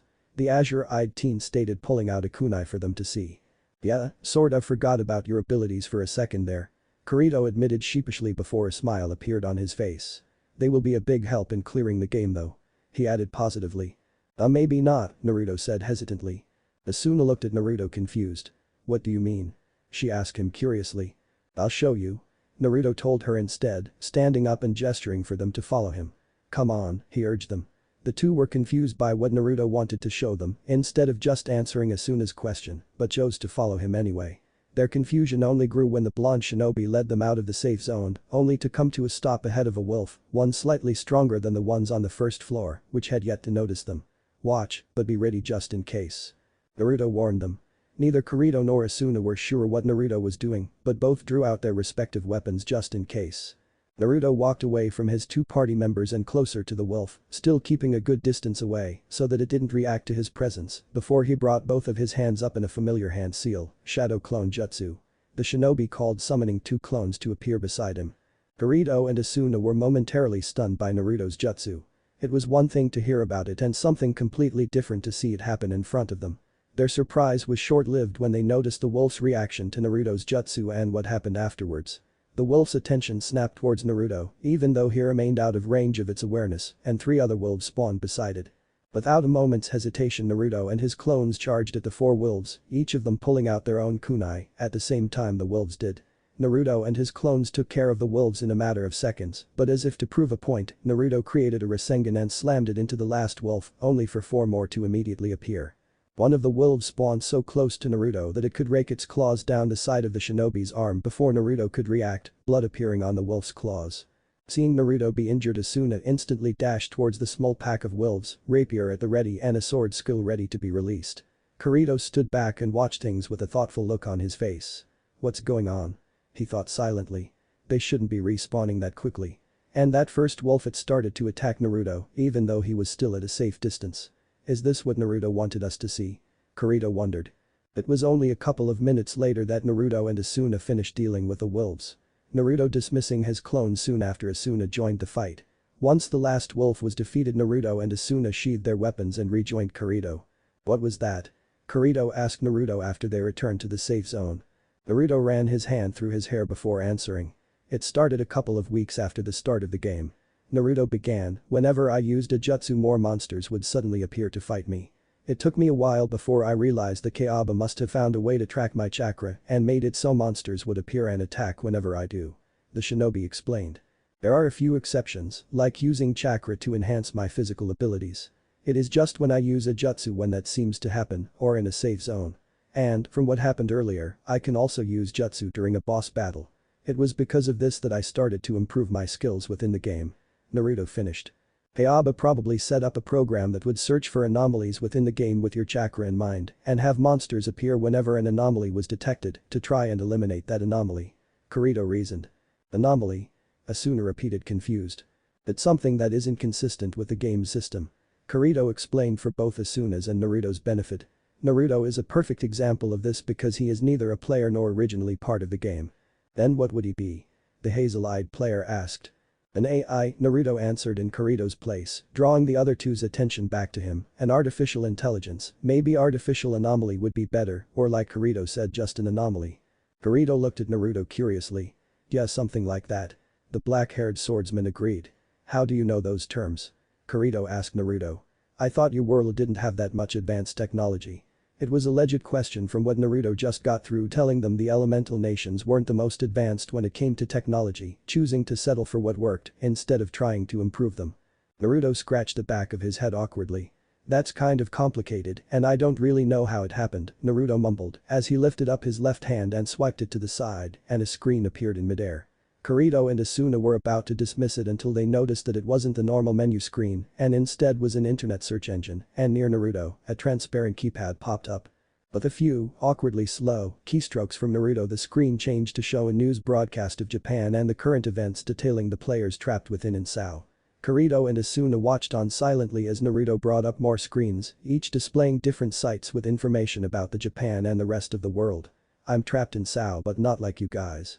I can't escape it, but I'm also not bound to all its rules like you two. After seeing Kayaba doing this on the first day, I eventually tried it for myself and this happened. The blonde shinobi explained. I learned about AIs after learning about another game called The World, where players were reported going into comas after encountering AIs in the game before it was eventually shut down. Kirito had never heard of that game before, which meant that it probably existed and shut down while he was still just a kid or possibly before he was even born. Either way, that didn't really matter with what he was currently seeing.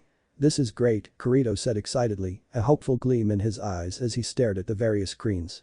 With this we'll be able to communicate with the outside world and get some help. Naruto let out a sigh, not looking forward to what he would have to tell them next, especially since an equally or even more so hopeful expression appeared on Asuna's face as the girl probably was looking forward to communicating with her own family. We can't do that, Naruto told them regretfully. Especially when they turned their attention completely on him with an almost desperate and pleading look in their eyes. Why? Kirito asked him. It's one of the restrictions placed on me. Naruto started, I can't send out any kind of communication to the rest of the world. I think it's the same thing that keeps me trapped in Sao. I probably won't be able to send a message to the outside world until the game is cleared. The blonde shinobi stated. Kirito let out a downtrodden sigh, well that's a letdown. He muttered looking up. I'm sorry, Naruto said, finding it to be the only thing he could say to them. It's not your fault. Asuna assured him softly, sending the blonde a small smile. Well, it's unfortunate that we can't contact our families or anyone in the real world, it just gives us all the more reason to clear the game. Yeah, Kirito said, agreeing with Asuna. This doesn't really change anything, so don't worry about it. He said nonchalantly before a smirk appeared on his face. Besides, at least like this we can listen to music besides the game's BGM and watch a movie every once in a while. The black-haired swordsman finished, drawing amused smiles from the other two. Right, Naruto said with his fox-like grin before he stood up. So unless someone has something else to add, we should start making our way to the next town. He finished looking towards the other two. I'm ready, Asuna answered as she and Kirito stood up. Let's get going then. Kirito stated. As one, the three made their way out of the safe zone and towards the nearest town on the second floor, more confident than ever of the person they were each partying with and their chances of someday escaping Sao. Chapter 3. The Blacksmith and the Information Broker. BALKING_THING Authors, note. Monsters were dispatched by the party of three as they made their way to the first town on the second floor of Aincard, falling to Asuna's rapier, Kirito's sword, or Naruto's kunai or shuriken. Neither player voiced it, but as they watched Naruto fight off whatever monster appeared without an actual weapon, they wondered at the kind of life he must have lived, the challenges that he had to have faced to never hesitate when a creature could skewer you at any moment and end your life, and if they could have possibly lived in such a world as they were now, they really doubted it. While the threat of death was real for all of them, it was more real for Naruto, as one hit in the wrong place would see him killed instantly, instead of his health bar dropping a few points. Kirito also felt a sense of guilt deep within him as he fought alongside the other two, as he recalled the first friend he made within Sao back in the town of beginning on the day they discovered that they trapped within the game. Klein was a player with spiked up red hair held in place by the ugliest bandana Kirito had seen in his life, but Klein seemed to be fond of the beginning of facial hair along his chin that gave him an unkempt look. His armor, while the standard wear, looked almost like that belonging to a just flourishing samurai, which was funny because his avatar's features fitted perfectly before Kayaba changed everyone's appearance to what they really looked like in real life. He looked a few years older than Kirito and quite a few inches taller. Despite their difference in age, the love for MMORPGs formed a bond between them that saw the normally antisocial Kirito considering the man a friend. But when it came time to leave the town of beginnings after Kayaba's announcement, Kirito had abandoned his friend. Klein had logged onto Sao with the full intention of meeting up with some friends from a previous game, and though Kirito offered to lead Klein safely to the next town so that they could get a small advantage over the other players that remained shocked in the town square, Klein refused to leave his friends behind. But the idea of leading even one more person in the death game and being responsible for their lives had been too much pressure and too much responsibility on the off chance that they could die while Kirito was leading them. So the two split ways with the promise of meeting up again at a later date. Now Kirito found himself partied with two other players, referring to Naruto as anything but another player would just be too much of a hassle, who had never played an online game like SAO in their lives. He wondered what made them so different when not even a month ago, not even a few days ago. He wasn't willing to party with a group of veteran players. Just watching them for a few seconds revealed what made them so different. Asuna was faster than anyone with just a month of experience playing their first MMORPG had the right to have. Kirito had known hardcore gamers that wouldn't have been able to accomplish what she had with only a month, despite their circumstances. At times Kirito still found himself in awe of the orange-brown-haired girl as she moved almost gracefully around monsters like it came naturally to her. It wouldn't surprise him at all if Asuna took dance lessons back in the real world. What he was more in awe of was how quickly the girl picked things up, as he only had to go over things briefly with her before she understood them when they were making their way to Ilfang's lair, making him wonder if she wasn't some type of genius.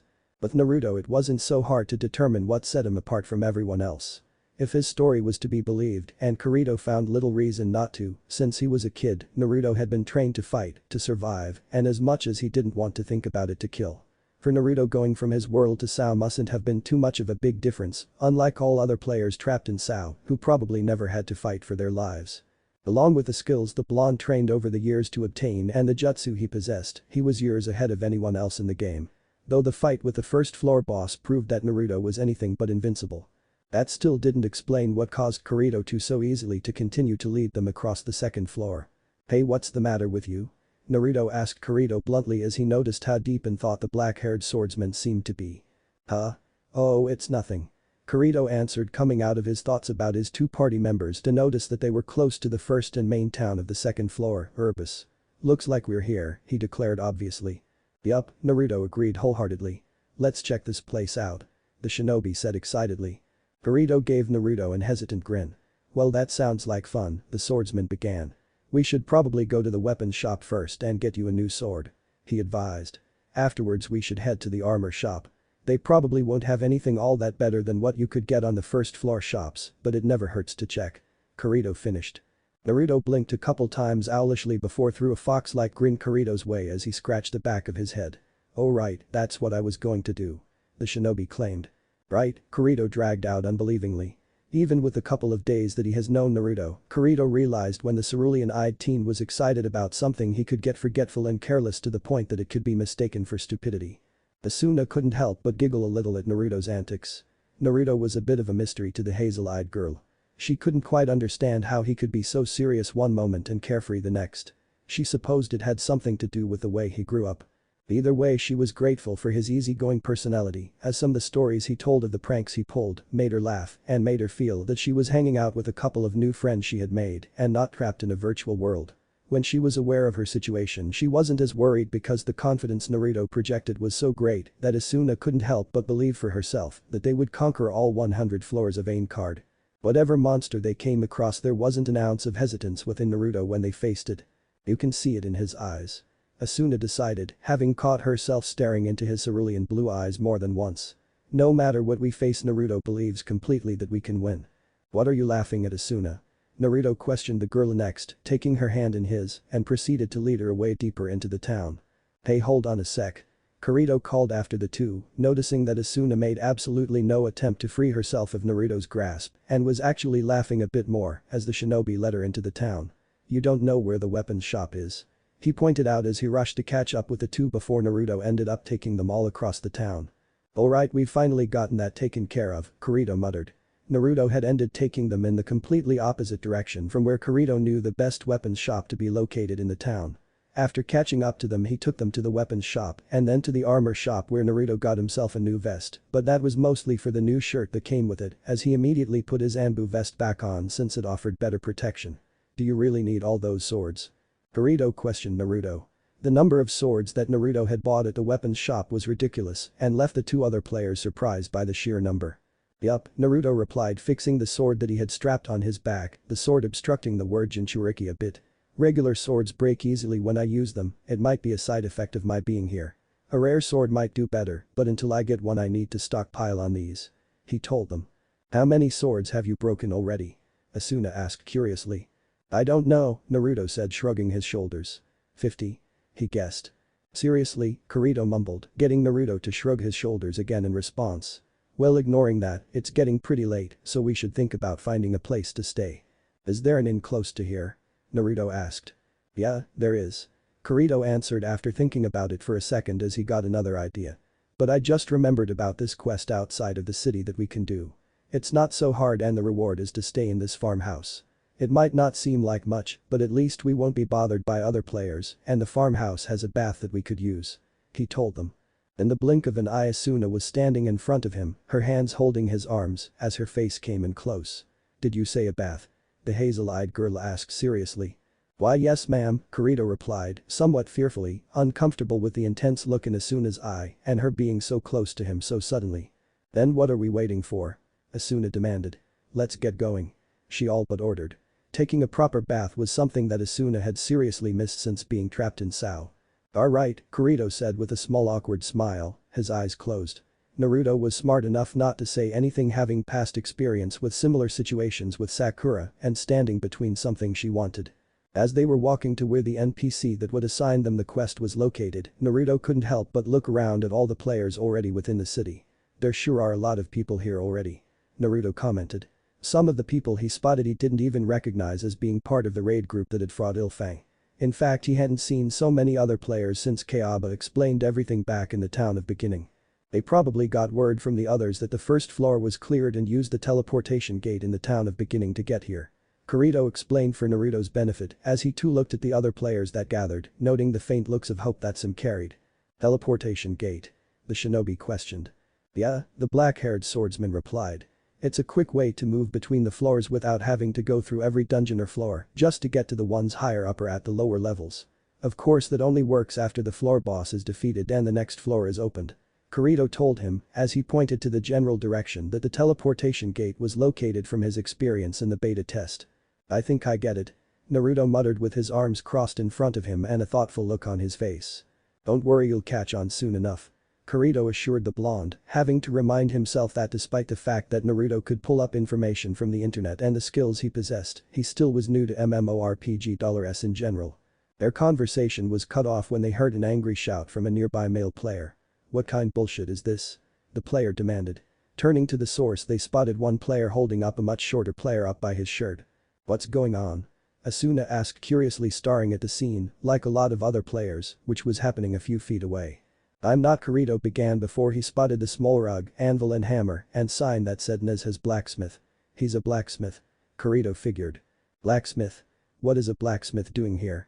Naruto questioned. Blacksmiths were common in the elemental nations, so it's not like he didn't know who they were, but what he didn't know was what the purpose of one was within the game. Blacksmith is a skill that can developed in the game. Kirito started, they create, maintain, and enhance weapons and certain items if they are brought the right material. This isn't a certain thing and there is a chance of some problem happening while it is being enhanced. I'm guessing that's what happened to that guy and why he's so mad. The swordsman figured as the three watched some of the players' friends start to pull him away from who they could only figure to be Nezha. Anyway, we should get going before it gets too late. Kirito finished as they all left. After accepting the quest from the farmer NPC, Kirito led Naruto and Asuna to where the quest was to take place. Okay, so the quest is pretty simple, Kirito began reminding the other two of what they had to do. All we have to do is defeat some wind wasps to complete the quest. He stated looking at the wasp monsters that littered the area. Seems easy enough, Asuna commented, rapier at the ready. The quest is not all that hard.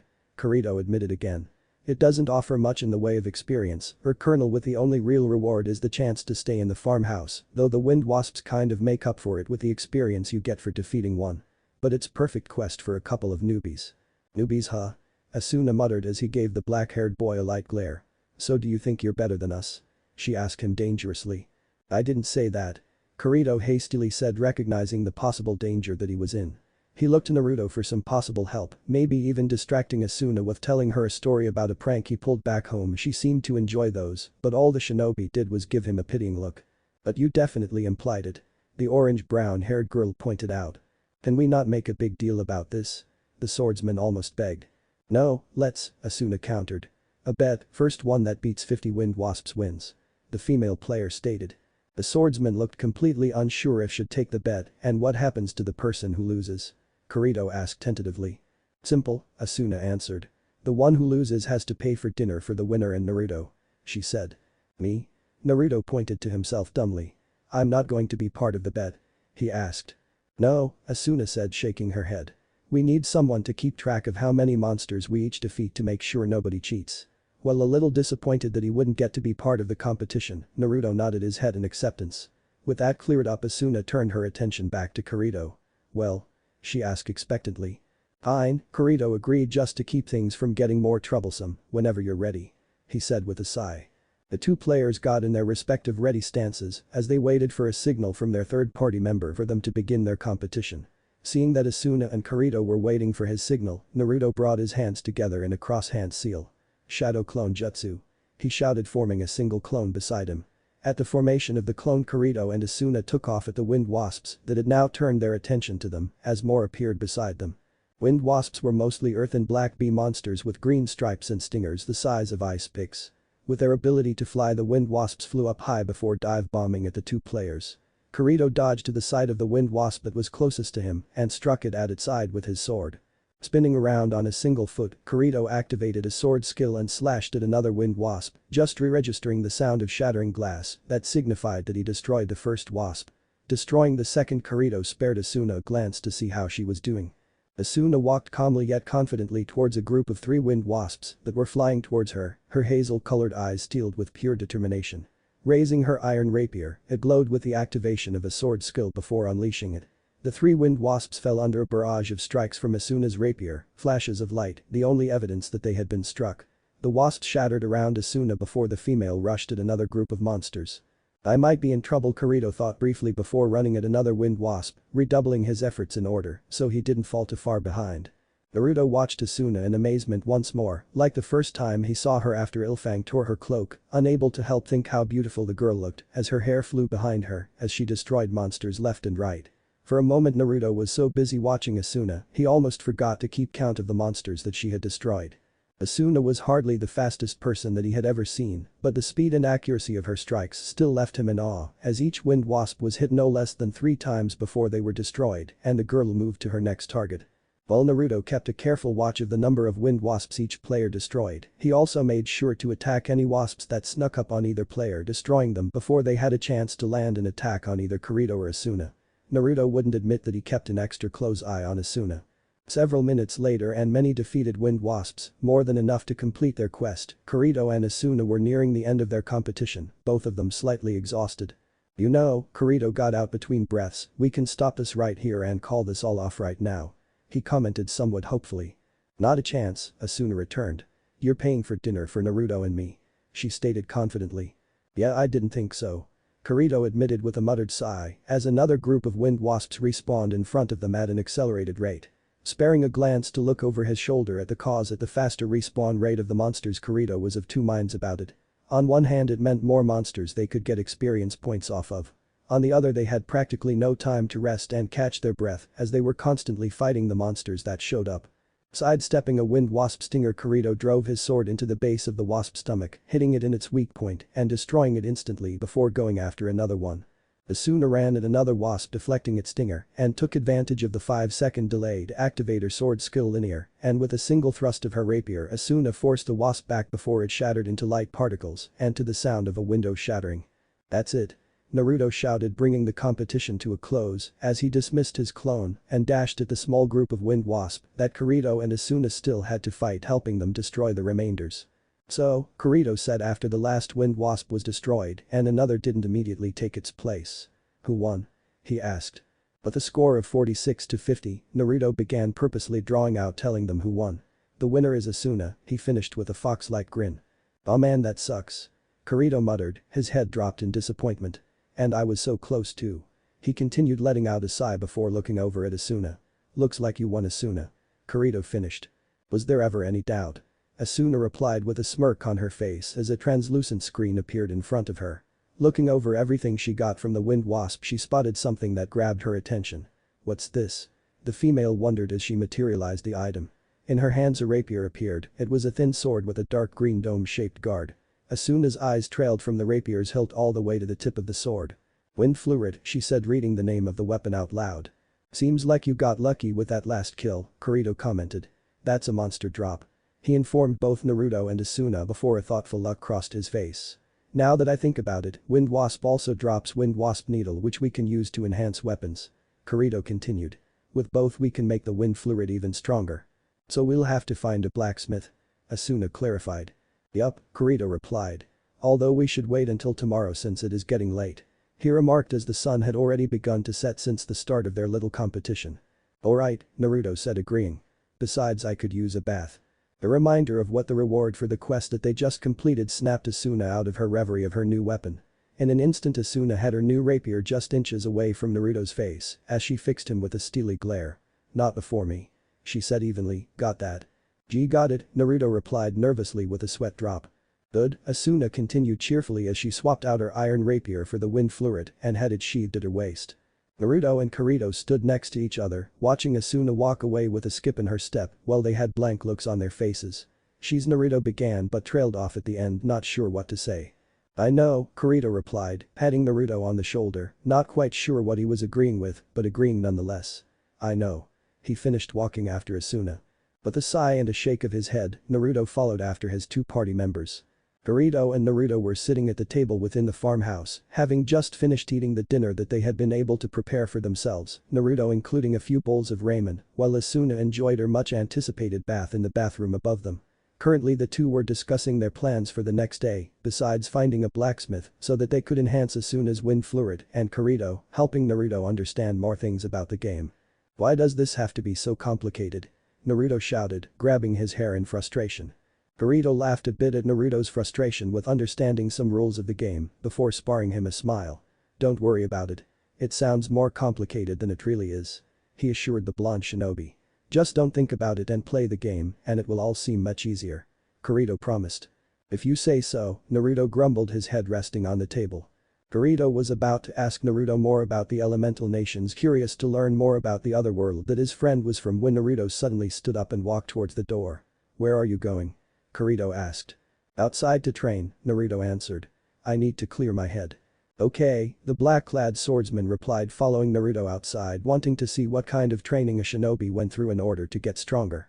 Kirito was surprised though when he walked out of the house only to spot Naruto a few feet away from the door, seemingly staring at nothing. What's up?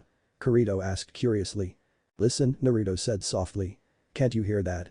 Kirito stared at Naruto in confusion for a moment before he tried to listen to what Naruto was apparently hearing. It's faint, Kirito thought as he closed his eyes. But I think I can make something out in the distance. The black-haired swordsman finished opening up his eyes, just barely.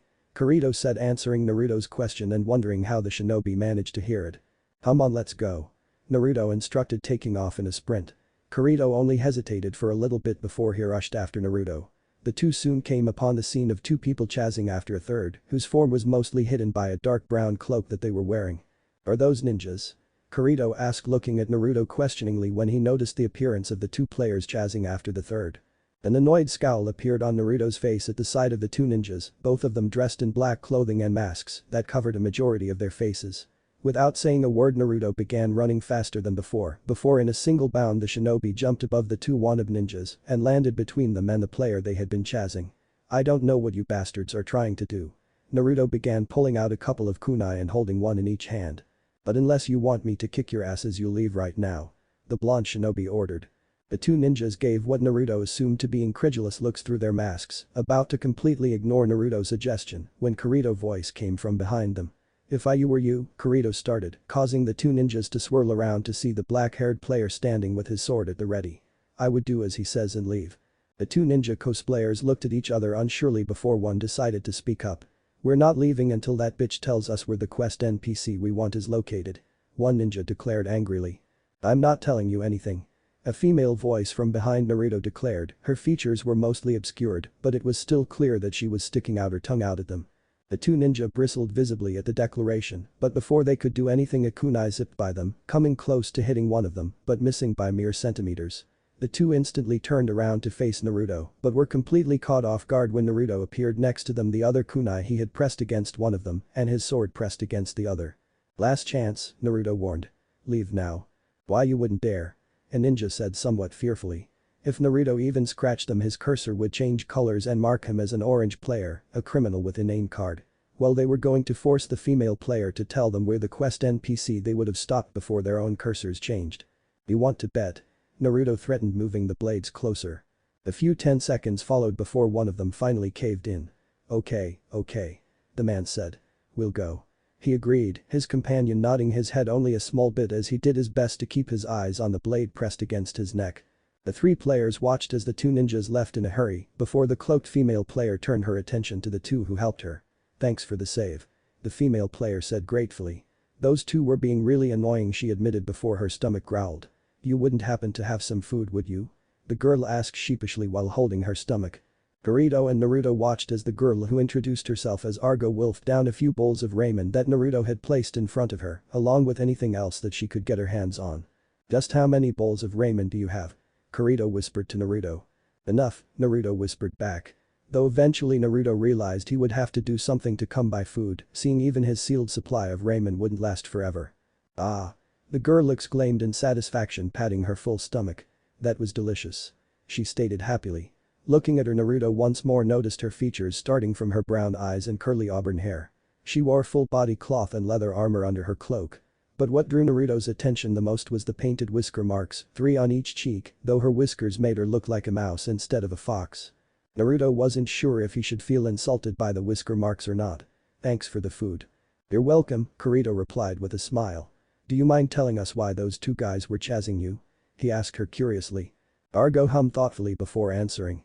Normally I'd charge people for information, but considering you two helped me, I'll let it slide this one time. She began. Why would you charge us? Naruto questioned her confusedly. Argo grinned cheekily at her fellow whisker-marked player. I'm an information broker. If there is some information that you need, I can get it for you, for the right price. She informed them. As to why those guys were chasing me, Argo started before trailing off. Do you have a bathroom? The girl asked. Yeah, Naruto replied, resisting the urge to face plant at the sudden change of topics. Upstairs, second door on the right. He told her. Without a word, Argo stood up and made her way upstairs, leaving the two male players by themselves. So what do you think those two ninjas wanted with her? Kirito asked Naruto. Naruto let out a bit of a huff at having the other two players referred to as ninja, but didn't say anything in regards. They said something about a quest NPC. Naruto reminded him. Argo probably knows where they are, and the other two wanted the information so they could take it. Before Kirito could say something back, a couple of screams from upstairs drew their attention. We forgot that Asuna was in the bath. Kirito realized only to see Naruto already bounding up the stairs towards the source of the scream. Hey, hold on a minute. The black-haired swordsman shouted. Naruto didn't hear a word that Kirito said as he had taken off towards the bathroom the moment he heard Asuna scream without a thought in his head.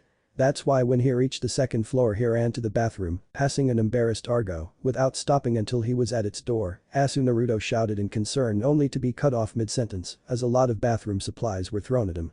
Before Naruto's head was hit with something big and very hard, the shinobi caught the briefs of looks of creamy-colored skin that was barely hidden behind a white towel and Asuna's blushing cherry-red face. When Naruto woke up, he was lying on the couch with his cloak off, his head throbbing, and the others a few feet away. What hit me? The shinobi mumbled, holding his head. It'd be easier to tell you what you weren't hit with, Kirito said with a smirk on his face. Once it was safe, Kirito had went to retrieve Naruto, and if he didn't know it was impossible, the beater would have sworn that the sink looked like it was almost pulled out. Naruto's eyes widened and his face turned a dark red as he remembered the last thing he saw before he was knocked out. Looking at the girl in question, Naruto noticed Asuna standing a few feet away, her face still noticeably red as she gave him a pointed glare that he had seen before. Did you see anything? The hazel-eyed girl asked him lowly. Huh? Was Naruto oh so smart response. Asuna didn't let up on her glare in the least, of course it was kind of ruined with the color her cheeks were currently in. Asuna repeated, stressing each word. Naruto's face turned a darker shade of red and he had to hold back the nosebleed that he was sure he was going to have because, though he would never admit it out loud, the image he saw of a naked Asuna with only a towel covering her modesty was an image that Naruto was not about to forget. No, Naruto denied dishonestly, shaking his head wildly. Asuna narrowed her eyes slightly at the blonde, not believing his claim for a second, but unable to do anything about it, especially since she already knocked him unconscious when he entered the bathroom. Pervert, Asuna muttered, crossing her arms and turning her back on him in a huff as anime tears streamed down Naruto's face at the accusation. Argo snickered a bit and drew the attention of the other three players in the room to her. Who would have thought that the hated Jinchuriki would be so afraid of the wrath of a single girl? The information broker snickered. Also to be knocked out by her. The three party members stared at the laughing girl. How do you know about Naruto being the Jinchuriki? Kirito was the one to eventually ask. Well, I saw it on the back of Naruto's coat. Argo told them, gesturing to the coat on the chair. The Jinchuriki with special powers is all that anyone that was part of the raid group is talking about right now, so it wasn't hard for me to learn about you. She claimed with a bit of pride in her voice. Of course they're also talking about the beater. Argo added, looking at Kirito. Okay, Naruto began. So now can you tell us what quest those guys were after? He asked. Argo looked at Naruto confused. Don't you know? She questioned him back. If you didn't take the quest, then how'd you get your whisker marks? These are birthmarks. Naruto replied with a bit of an annoyed look on his face. Really? Argo questioned, still looking a little doubtful as she reached out her hand towards his cheeks in order to rub them, only for her hand to be slapped away by Naruto. Fine, Argo said with a disappointed pout on her face before she began to explain. There is a quest on this floor near the southern edge. I call it the martial arts quest because the reward for completing it is a martial arts extra skill. I found it during the beta test and now those ninjas and their guild want to know where it is. She told them. Burrito looked at the girl with a raised eyebrow. Isn't giving them information the whole point of an information broker? He asked. Argo shook her head patronizingly. For the right price, she told him chidingly. They want the information for free. The hazel-eyed girl realized that something was missing from Argo's explanation, but what about the whiskers? Asuna asked, noting that the cloak-wearing girl hadn't explained that. Argo nodded in acknowledgement of Asuna's question. The quest NPC paints these whisker marks at the beginning when you accept the quest. She explained. I thought because Naruto had whiskers that he had already accepted the quest. She told them honestly. Martial arts skill, Naruto repeated, his interest peaked. That could be useful, Kirito agreed. So how much will it cost us for you to tell us where the NPC is? He asked. Argo waved the question off as she smiled at the three other players. Don't worry about it. She said. Consider this a freebie for helping me. I told one of you the reason why I was being chased. Argo said, pointing at Naruto before pointing to Kirito. And I'll tell you where you can find the quest NPC. She promised as she proceeded to tell them exactly where the martial arts quest NPC was. When Naruto, Kirito, and Asuna set out the next day, it was the blonde shinobi who immediately noticed that someone was missing. Where's Argo? Naruto asked Asuna, since she and the missing information broker had shared a room the previous night. She set out early. Asuna answered. She said she might see us later. Naruto and Kirito nodded their heads in understanding. Okay, Kirito began. First off, we should head off into town and see if we can get a blacksmith to enhance Asuna's wind fluid. He decided, with Naruto and especially Asuna agreeing with his plan. Then we can head to the southern edge of the floor to where Argo said the martial art quest NPC is supposed to be. Alright, let's go. Naruto cheered, drawing smiles from both Kirito and Asuna. Walking into Urbis, the three immediately began to search for a blacksmith NPC within the main city on the second floor. Sadly, they found out, and what Kirito recognized as an original part of the beta test, that there were no blacksmith NPC in the entire city, and Kirito then told them that there wouldn't be any on the entire floor. So what do we do? Asuna asked, a little disheartened that she wouldn't be able to enhance her newly acquired wind fluid like she originally planned. I don't know, Kirito replied as he tried to think of something. What about that Nezuha guy? Naruto said, remembering the player from the other day that they saw that looked like was a blacksmith. That's right, Kirito said, snapping his fingers recognition. I'd forgotten about him. With his small contest with Asuna and then meeting and helping save Argo the other night, the homely-looking player had slipped the swordsman's mind. Let's go. Asuna said, enthusiastically heading out toward where she remembered Nezuha's small shop was located. Sadly, their briefly renewed hope was dashed away rather quickly when they found their way back to where they had spotted Nezuha and found the spot empty. He's not here. Naruto pointed out obviously as he looked around, hoping to spot the player somewhere nearby. Maybe he just moved to another spot. Asuna suggested hopefully. Maybe, Kirito agreed. We should look around and see if we can find out anything. We can meet up back here in an hour. He suggested, Asuna and Naruto nodding their heads in agreement before the three players went their separate ways in order to gather information. An hour later, Kirito and Naruto were waiting for Asuna to return, the two of them having already let the other know that they failed to find anything. Naruto didn't share with Kirito that a good amount of the players he tried talking to glared, insulted, and/or ignored him completely. Where is she? Naruto wondered. Calm down, I'm sure that she'll be here soon. Kirito told Naruto, leaning against the wall with his arms crossed in front of him, being far more patient than the blonde shinobi as he watched said shinobi pace in front of him. Just as he finished assuring Naruto, Kirito spotted something out of the corner of his eyes. "Look, here she comes now," the black-haired swordsman stated.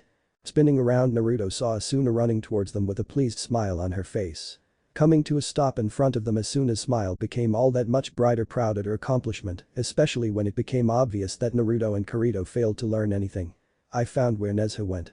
Another player told me that he moved his shop a city further south from here," Asuna told them. "So we just head south and have him enhance your wind fluid," Naruto decided. "Plus we were already going to head in that direction for the martial arts quest, so this works in our favor," Kirito added in before a frown crossed his face. "The only problem is that there are a couple of villages to the south of Urbis. Do you know which one it was that Nezuha was heading to?" the swordsman asked, directing his question to Asuna. The hazel-eyed girl furrowed her brows in thought as she tried to remember if the specific town that Nezuha is moving his shop to was mentioned, but eventually she shook her head. "No," Asuna answered. "That's fine," Kirito assured the other two. "He's either gone to Terran or Merim, we'll just have to search both cities to find him." "I can create a couple of clones and have them search the towns," Naruto offered. "If they find him they'll dispel and whatever they learn will transfer back to me," he said helpfully. "That's a very useful ability," Kirito said somewhat enviously. He could only imagine how many things he could get done if he could make copies of himself that would then transfer all their knowledge back to him. He could have one of them do his homework while he played video games all day. That's the dream, Kirito thought before a frown crossed his face. At least it was. The swordsman realized once he realized that he had been trapped in a video game. But will that really work? Asuna asked.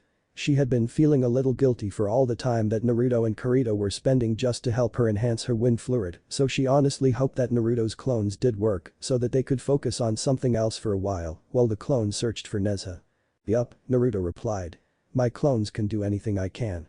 Their only weakness is that one good hit dispels them, but no regular monster is fast enough to hit them, and as long as no players attack them while in the city they'll be fine," he assured them. "Alright then," Asuna said far more confidently and a smile back on her face. "Then your shadow clones can handle that while we go complete the martial arts quest," she decided. "Right," Naruto agreed, bringing his hands together in a cross-hand seal about to summon a couple of clones, only to be stopped by Kirito. "How about," Kirito began, putting a hand on Naruto's shoulder. "We wait until we leave Urbis before you create your clones, Naruto," he suggested as he spared a look at all the other players around them. While people knew that Naruto had abilities and more learning about him every minute, Kirito still thought it was a good idea to keep as much of what Naruto could do a secret for as long as possible. Naruto and Asuna looked around and noticed some of the nasty looks a few players were sending Naruto. "Right," Naruto agreed, once more seeing how he was being looked at. Journeying out of Urbis was simple enough. With their combined strength, Naruto, Kirito, and Asuna made short work of most of the monsters that they came across, making sure to cover each other so that at no point they were overwhelmed. Naruto burst out laughing when they came across a trembling cow, finding the monster hilarious to look at, drawing a giggle from Asuna and a chuckle from Kirito. Naruto made sure to create a couple of shadow clones once they were a good distance away from Urbis, with Kirito pointing them in the general direction of where they'd have to go in order to reach the villages of Terran or Merim.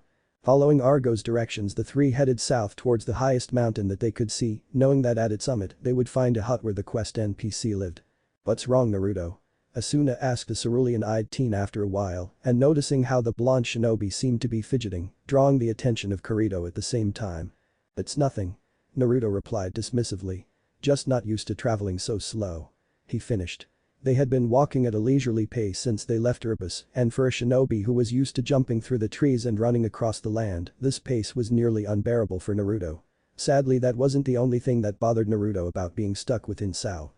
"You never took the time to stop and smell the flowers, huh?" Kirito questioned. "Nope," Naruto answered. Since he became a shinobi, his life had been filled with training, getting stronger, saving villages, countries, princesses, and the world. Whatever time off he did get was usually spent training. "Besides, why would I want to spend my time smelling flowers?" he asked obliviously. "Yeah, it's just an expression," Kirito said with an awkward smile. "Oh?" Asuna giggled at the interaction between her two male party members.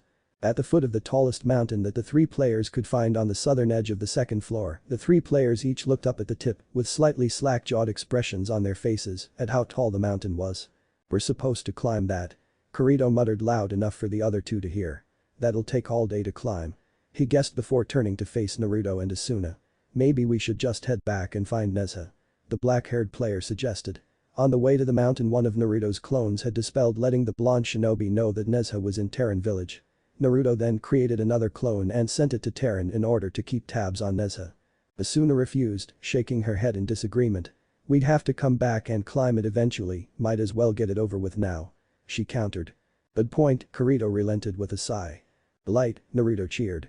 "Then what are we waiting for?" He asked no one in particular as he brought his hands up in a hand seal that had by now become familiar to Kirito and Asuna. Shadow clone jutsu. "What are you?" Kirito started only to let out a yell of surprise when Naruto's clone picked him up and carried him on his back. "Let's go," Naruto shouted, carrying a blushing Asuna in his arms before he and his clone channeled chakra into their feet and began to run up the side of the mountain. Several feet up, wind wasps started to spawn above the three players and dove down at them. "Now what?" Kirito yelled over the rushing wind as he looked at monsters that were closing in, his hands twitching to the sword on his back. "What do you think?" Naruto's clone replied. Kirito looked back at the ground with a nervous and fearful look on his face before turning his attention to the wind wasps. "Just don't drop me," the black-haired swordsman pleaded, loosening the tight hold he had on Naruto in order to draw his sword anneal blade. "No promises," the clone answered jokingly, causing Kirito to mutter incomprehensibly under his breath. "Ready, Asuna?" Naruto asked his passenger, shifting his hold on her so that he held her by the waist, unintentionally having her body pressed against his. "Ready," Asuna replied as steadily as possible, drawing her rapier as smoothly as she could, doing her best to ignore the feeling caused by herself being pressed against Naruto. Without even slowing down for a second, the temporary group of four blew past the wind wasps, the monsters shattering seconds after they were passed. For the next several minutes, Naruto, Kirito, and Asuna climbed up the mountain, dashing past any monsters that spawned in front of them, those that proved too close to ignore being destroyed by the later duo. Eventually, thanks to Naruto, a climb to reach the summit of the mountain, which should have taken at the very least a few hours to reach, was completed in minutes. "Okay," Kirito began, after the clone that had been carrying him dispersed. "Well, that was really helpful, please don't ever do that again," the swordsman pleaded. Throughout most of the climb, Kirito was fearful that at some point Naruto's clone would drop him accidentally, or if not that one of the monsters might slip past him and hit the clone, dispelling it. Naruto merely grinned at Kirito in response. "You don't hear Asuna complaining," the blonde shinobi pointed out. In response, Asuna bopped Naruto on top of his head. "Don't do anything that dangerous again," she scolded him tiredly. Naruto's grin turned sheepish in response. "Asuna," the blonde whined half-heartedly, rubbing the back of his head while appreciating the fact that Asuna didn't hit him nearly as hard as Sakura would have. Of course, few people could hit as hard as Sakura.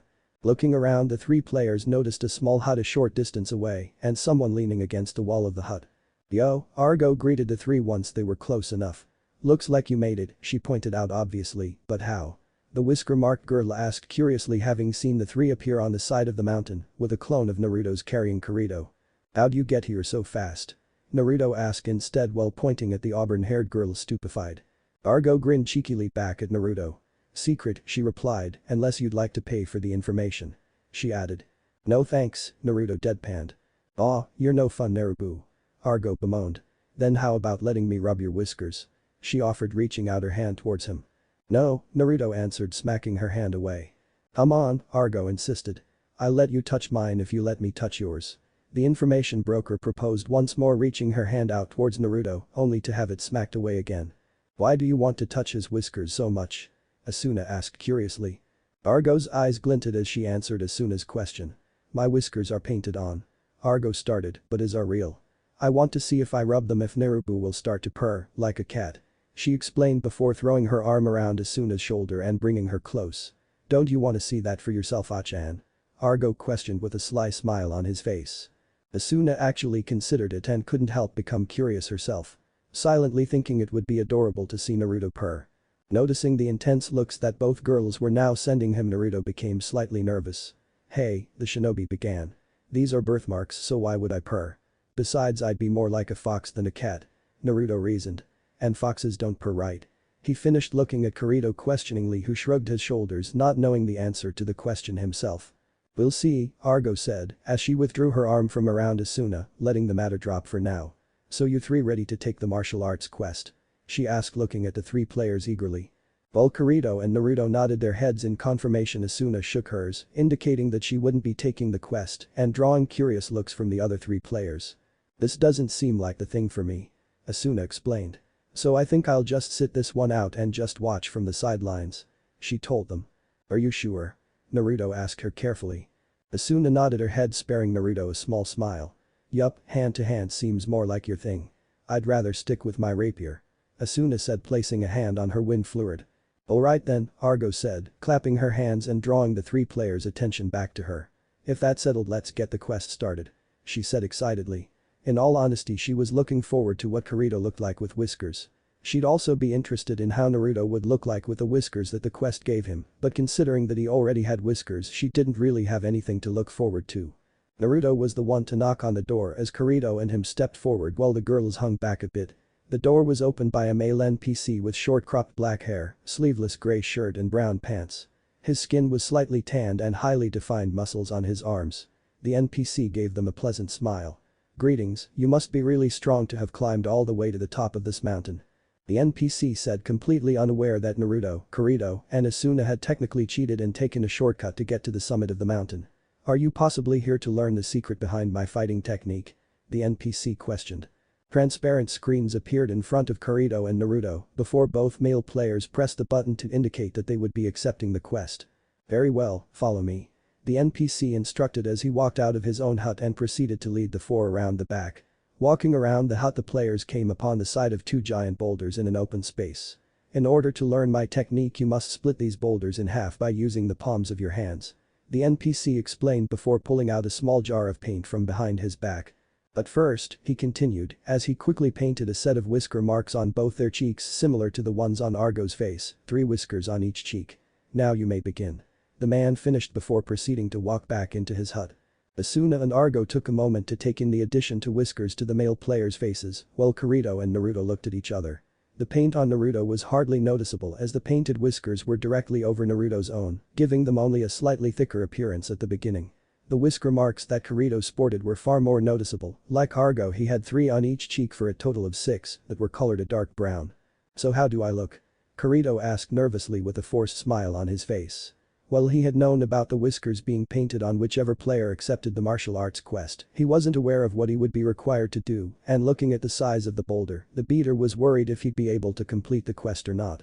For a moment Naruto, Asuna, and Argo were silent as they stared at Kirito, but that silence was soon shattered when both Naruto and Argo couldn't hold back their laughter any longer and burst out laughing at Kirito's expense. Even Asuna found herself giggling a little at Kirito's appearance. Argo was holding her gut as she responded to Kirito's question, why you look like Doraemon, Kiribu. The information broker exclaimed between laughs as she pointed at the dark-eyed swordsman, Kiriman. She finished by mixing the 2 names together. Great, Kirito muttered, his eyebrow twitching in annoyance. He had been hoping that even if he had failed to complete the quest that at the very least no one would notice he had whiskers or that they made him look cooler. No such luck, Kirito thought before a determined glint appeared in his eyes. Guess I'll just to complete this quest no matter what. Without even thinking about it, Naruto brought up his second screen, the search engine screen, and he typed in the name Doraemon to see what Argo was talking about. What he saw was a cat-like creature that was mostly blue with white face, belly, hands, and feet. Seeing the creature and moving the screen so that it hovered in front of Kirito, Naruto soon burst out laughing once more as he noticed a faint resemblance between the two. Argo stopped laughing the moment that Naruto brought up a screen, her eyes fixated solely on the screen before she spun around, switching her focus to Naruto. How did you do that? She asked, her eyes shining with unbridled curiosity. Kirito face-palmed at how careless Naruto was at revealing that ability. Considering how a lot of players already had a low opinion of Naruto, he really didn't need anything that would set him apart in the eyes of the other players. Well, it's not like we decided to keep that a secret. Kirito rationalized. Argo was at Naruto's side in an instant, looking at the screen as best she could from over his shoulder. How did you do that? She asked once more, repeating her question from before. Naruto looked at the girl strangely for a moment as he tried to come up with something to say. I don't know. He replied rather lamely, not sounding like he believed it himself, and from the look that Argo was giving him she didn't either. Right, Argo dragged out sarcastically. Come on, tell me. The auburn-haired girl pressed. What do you want in return? The location of a rare item? A quest with a lot of experience or coal? Argo asked, each time she asked a question moving closer to Naruto. My 3 sizes. She finished in a sultry whisper as she pushed herself against Naruto, causing the shinobi's face to turn a dark shade of red. What? Naruto gasped out in shock. Argo wasn't nearly as quiet with her last suggestion, as she thought she was, because suddenly Asuna was between the two, pushing Naruto and Argo away from each other, an annoyed look on her face. Hey, stop messing around. Asuna told them, though her words seemed to be more directed towards Naruto, as she was looking straight at him while giving him a mild glare. You have a quest to complete, remember, Naruto. She reminded them. Alright, Naruto agreed, but Asuna turned away from him in a huff for some reason that the shinobi didn't understand. Argo backed away laughing lightly. I was just kidding anyway. Argo claimed, waving her hands in front of her dismissively. Though I'd really like to know how you did that. The information broker added, silently promising herself that she would get that information out of Naruto. Naruto ignored the information broker as he turned to face the boulders along with Kirito, who had been looking intently at the boulders since Argo started to get information on the search screen out of Naruto. So what do you think? Naruto asked Kirito. I'm not sure, Kirito began looking at the two boulders carefully. We might be able to do it with our bare hands, but I don't know, it looks impossible. He freely admitted with a shrug of his shoulders. Naruto hummed, tilting his head to the side for a moment in thought before walking up to one of the giant boulders. Stopping right in front of the boulder, Naruto lifted a single hand before thrusting it forward and causing impact with the hard surface. Kirito, Asuna and Argo watched their jaws almost dropping in shock as the boulder that Naruto had just punched shattered from that one blow. Turning around to face the three, Naruto had a fox-like grin on his face. That wasn't so hard. He stated almost dismissively. But how? Kirito muttered in disbelief before he regained his composure and shook his head as he realized that what Naruto had just done probably had a lot to do with him being a shinobi. Seriously man, that's almost unfair. He remarked, though his words lacked any sort of negativity and he honestly sounded more amused than anything else. That was amazing. Asuna stated, much more enthusiastic at Naruto's display. You think so? Naruto asked sheepishly as he scratched the back of his head, a little embarrassed by the hazel-eyed girl's praise. Kirito rolled his eyes as he watched Naruto and Asuna interact for a bit, the two momentarily lost in their own little world as they talked about what Naruto just did. Okay, Kirito muttered to himself, turning to face the boulder. My turn then. He said out loud, more to himself than the others, but he still managed to draw their attention back to him. The swordsman closed his eyes as he took several deep breaths as he took a stance, one hand in front of him, palm open with the other pulled back close to his body. A moment passed before Kirito's eyes snapped open and he thrust his arm forward, hitting the boulder. Ha! Kirito shouted the instant that his hand made contact with the boulder. Nothing happened. Behind everyone a crow flew by. Aho, aho, aho. Okay, so this isn't going to be easy. Kirito remarked rather lamely as he turned to look at the others with an awkward expression on his face. Naruto held back a snort as he tried to keep from laughing. Asuna elbowing him the gut helped with that as Argo gave him a look that was filled with sympathy. I understand, she empathized. I couldn't complete the quest, that thing is like an immortal object. I was stuck with these whiskers for the entire beta. Argo revealed. Kirito nodded his head in understanding, though he became increasingly concerned with rather he'd be stuck with the whisker marks for the rest of their stint within the game. I'll just have to try again. Kirito decided, turning back around and getting ready to punch the boulder. Naruto, Asuna and Argo sat back and watched Kirito punch the boulder again and again. This might take a while. The blonde shinobi remarked offhandedly.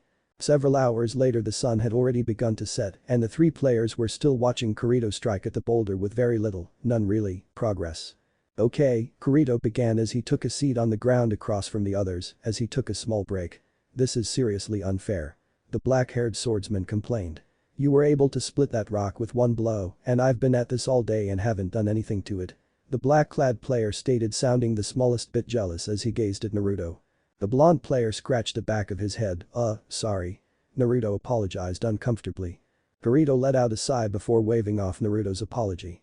Don't worry about it. I'll get this eventually. Kirito assured both Naruto and himself. I don't want to be stuck with these whiskers for the rest of the game after all. He added, rubbing at the whiskers with the back of his left hand, almost hoping that the action would remove the whiskers. What's that supposed to mean? Both Naruto and Argo demanded of the self-imposed beater. Nothing, I swear. Kirito said rather hastily, shaking his arms in front of him, feeling a sense of relief once the two stopped glaring at him. Anyway, we should figure out what we're going to do from this point. It's obvious that I'm not going to get this today and we still need to get to Terran before we lose track of Nezha. The blacksmith? Argo questioned.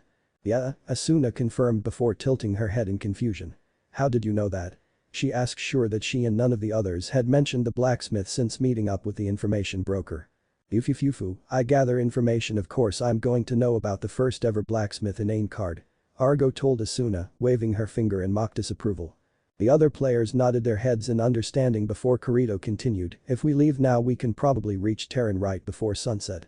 Then tomorrow we can come back, or I can come back on my own, since only I have to complete the quest. Kirito offered. Naruto rolled his eyes a bit at Kirito's self-sacrificing attitude. "We don't need to split up." Naruto rejected. "We can go back to Terra and have Nezuha enhance as soon as Wind Fluid and then come back." The shinobi countered. Asuna nodded her head in agreement. "I like Naruto's idea," Asuna announced. "There's no point in us having to split up when we don't have to," she decided. Kirito stared at his two party members before a small smile appeared on his face. "Okay, then we should get going then, if we do want to reach Terran before dark," Kirito said as he got to his feet, the others copying his actions. Argo spoke up next, drawing the three's attention to her. "I think we'll separate here," Argo told them. "I have my own things to take care of, so I should get going," the auburn-haired girl announced. The group said their goodbyes to Argo before Naruto took a hold of Kirito and Asuna and jumped off the mountain's edge, to the screaming of the two players he was carrying. Argo rushed over to the summit's edge with wide eyes, only for them to widen more when she saw Naruto actually running down the side of the mountain. After a few moments, Argo's look of surprise changed back to normal with a sly smile crossing her features. "You are really interesting, Naruto," Argo said out loud to no one. "Seriously, Naruto, you could have given me a heart attack jumping off the mountain like that," Kirito muttered as he, Naruto, and Asuna walked into Terran. "You're fine," Naruto replied, waving off Kirito's complaint, only to be smacked over the head by Asuna, who had an annoyed look on her face as she tried to straighten out her hair from the mess it was in. "We are not fine," Asuna said, stressing out the last word. She couldn't help but think that it was excessively cruel of Kayaba that besides trapping everyone in Sao, he still made it possible for female players to experience bad hair days. "Never do that again." "Fine," Naruto grumbled. Honestly, the shinobi didn't understand what the two were complaining about. It's not like they were in any danger while they were going down. A bit of chakra made sure that Naruto wouldn't lose his hold on them. "Okay, so where is Nezuha?" Kirito asked, turning to look at Naruto expectantly since his clone was tailing the blacksmith. Naruto opened his mouth to answer. Having dispelled his clone once they entered the town, only to be cut off by Asuna. Before that, the hazel-eyed girl said. "It's time you paid up for losing our bet, Kirito," she told him as Kirito paled a little. "Bet?" Kirito repeated. "What bet?" he asked, trying to feign ignorance. The frown crossed Asuna's face as she closed in on Kirito until her face was right in front of his. "You're not trying to get out of our bet, are you, Kirito?" she asked, a threatening edge in her voice. "Oh, of course not, Asuna," Kirito replied with a small nervous smile, a bead of sweat going down his face as he tried to placate the female player. "Good," Asuna said, giving the black-haired teen a dazzling smile, her personality doing what appeared to be a 180 since she seemed far more cheerful than she was a second ago as she stepped back from Kirito. "Let's go." She finished cheerfully spinning around, reaching out and taking Naruto's hand in hers, and began to walk away. Kirito let out a relieved breath the moment that Asuna began to leave, dragging Naruto behind her. "Man, she can be scary when she wants to be," Kirito muttered to himself under his breath. Hopefully whatever she plans on buying won't be too expensive. He hoped as he scratched the back of his head before he began to follow his two party members. Sadly for Kirito, his hopes would soon be dashed away. "So how did you learn about this place?" Kirito inquired of Asuna as the three party members sat within a restaurant waiting for the dessert that Asuna ordered to arrive. Asuna had been humming happily, eagerly waiting for the dessert that she had ordered before answering Kirito's question. "Argo told me about it," the orange-brown-haired girl answered. "She said it was an apology for walking in on me the other night." Asuna finished, her cheeks coloring slightly as she glanced towards Naruto, remembering that Argo hadn't been the only one that had accidentally walked in on her. Naruto's own cheeks colored slightly as he recalled what happened, gulping nervously seconds later when Asuna began to glare at him. The shinobi was silently thankful when the hazel-eyed girl stopped soon after. "Right," Kirito mumbled, enjoying the little byplay that happened between Naruto and Asuna. Kirito would admit that he thought Asuna was beautiful, but he definitely wouldn't want to be in Naruto's place just to get a glimpse for a second of something more. Kirito blinked in confusion a moment later when Asuna's eyes seemed to sparkle as she started something over his shoulder, while Naruto was drooling a little in his seat beside the female player. Looking over his shoulder, Kirito saw a chef bringing over the dessert that Asuna had ordered, the most expensive item on the menu, Kirito remembered, and the beater had to keep himself from drooling as well at the sight of it. A cake was placed down on the table in between the three. "That looks delicious," Kirito said, gulping hungrily. "That was so good," Asuna said with dreamy sigh, her hands clasped in front of her face. Naruto agreed wholeheartedly, almost as good as ramen. While the cake had been delicious, it could never compare to ramen in the shinobi's mind. "Definitely beat anything here during the beta," Kirito added, though he wasn't thrilled about how the cake was divided. Asuna was the one who decided how the cake was split between the three, the chestnut-haired girl giving herself half of the cake, Naruto received a little more than half of what remained, and Kirito got the smallest piece of the three. Though it's a lot better than what she was originally going to give us. Kirito rationalized as Asuna had first attempted to keep most of the cake for herself, while only giving small slices to the two male players, Naruto's marginally larger than Kirito's. And also this luck plus definitely wasn't around during the beta. Though it only lasts 15 minutes. He finished looking up to the plus symbol by his name that was counting down. Asuna seemed to snap out of her daze as she glanced at the countdown next to her own name before her eyes seemed to widen. Then we have to hurry and enhance my wind fluid. The girl said, placing a tender hand on her rapier before taking Naruto's hand in her other one and tried to hurry the blonde along. Come on, let's go. She insisted, taking off in a rush. Hey, hold on. Kirito called out. Asuna, you don't know where Nezuha is. He tried to point out as he followed the pair, since Asuna was still dragging Naruto along, instead of allowing the blonde shinobi to lead. In the back of his mind, Kirito had a faint sense of deja vu to when they first arrived in Urbis. A few minutes later, the trio was finally approaching where Nezuha had set up shop once Asuna had let Naruto actually lead them to where he knew Nezuha was instead of just running through the city randomly. Like before, Nezuha's shop was rather simple, except that he had a couple of swords on display on one side of his anvil and on the other was a small forge. The moment that Asuna spotted Nezuha, she started to speed up with an excited smile on her face. Just 15 minutes, the hazel-eyed girl murmured before coming to a stop right in front of Nezuha. Hey. Nezuha looked at Asuna, slightly surprised by her sudden appearance. Why yes. He asked just as Naruto followed by Kirito arrived. Do you want to buy something? Or something repaired? I have some really good daggers. You didn't have to run. Kirito told Asuna, we have plenty of time. Close by, a clock tower, with a digital clock floating above it, showed that it just turned 7. Asuna completely ignored Kirito's comment as she was completely focused on Nezuha as she drew her rapier. I want to enhance this. Asuna stated, clearly holding the weapon out to him. I've collected a whole bunch of wind wasp needles. She finished.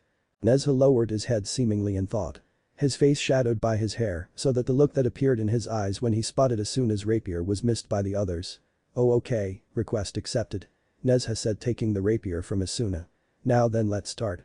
For a moment the three players were distracted when Nezuha ignited the forge, the flames quickly lighting up the dark surrounding area. They watched silently as Nezuha took the now glowing rapier and placed it on the anvil before bringing a small iron hammer on it.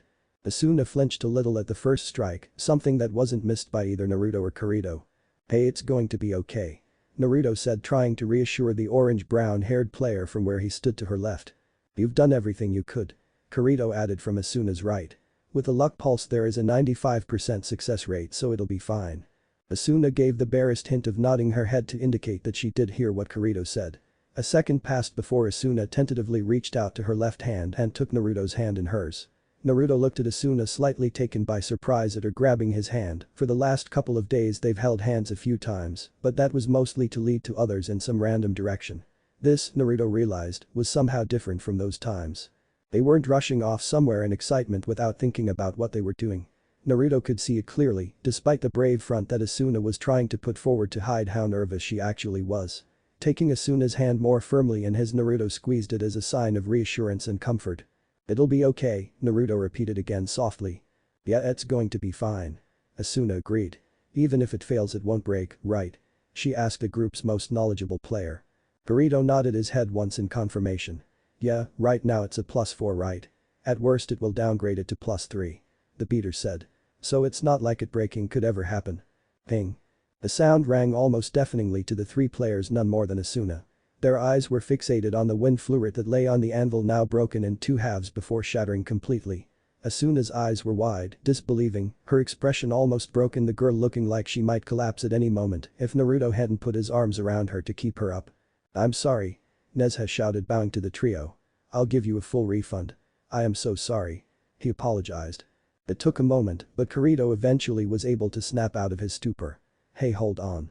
The black-haired player snapped furiously, what the hell is going on? The penalty for enhancement failure is at worst -1. So how did this happen? Kirito demanded. It's a new penalty that could have been added to the game, something like this happened once before. Nezuha admitted nervously. I'm sorry. He apologized once more. The trio walked silently through the streets of Terran on their way to a local inn. Kirito led the way with Naruto following him as the shinobi gently pulled Asuna behind him. The hazel-eyed girl hadn't said a word since she watched her wind fluid be destroyed, and Naruto was genuinely concerned about her, since her nearly broken expression hadn't changed since then, either. Getting 3 rooms from the innkeeper NPC, the 3 players headed up to their rooms. Asuna was the first to enter her room with Naruto and Kirito watching after her. Both male players wanted to say something to her, something that could comfort her after losing her treasured wind fluid, but they both knew that anything they could say would come out sounding hollow. Asuna only spared them a tearful glance before the door closed behind them. "Let's go," Naruto said, leaving no room for argument in his voice. "Where?" Kirito asked, though he had a good idea of where. Naruto didn't look back at Kirito, walking towards the exit as he answered, "To find Nezuha," the shinobi stated.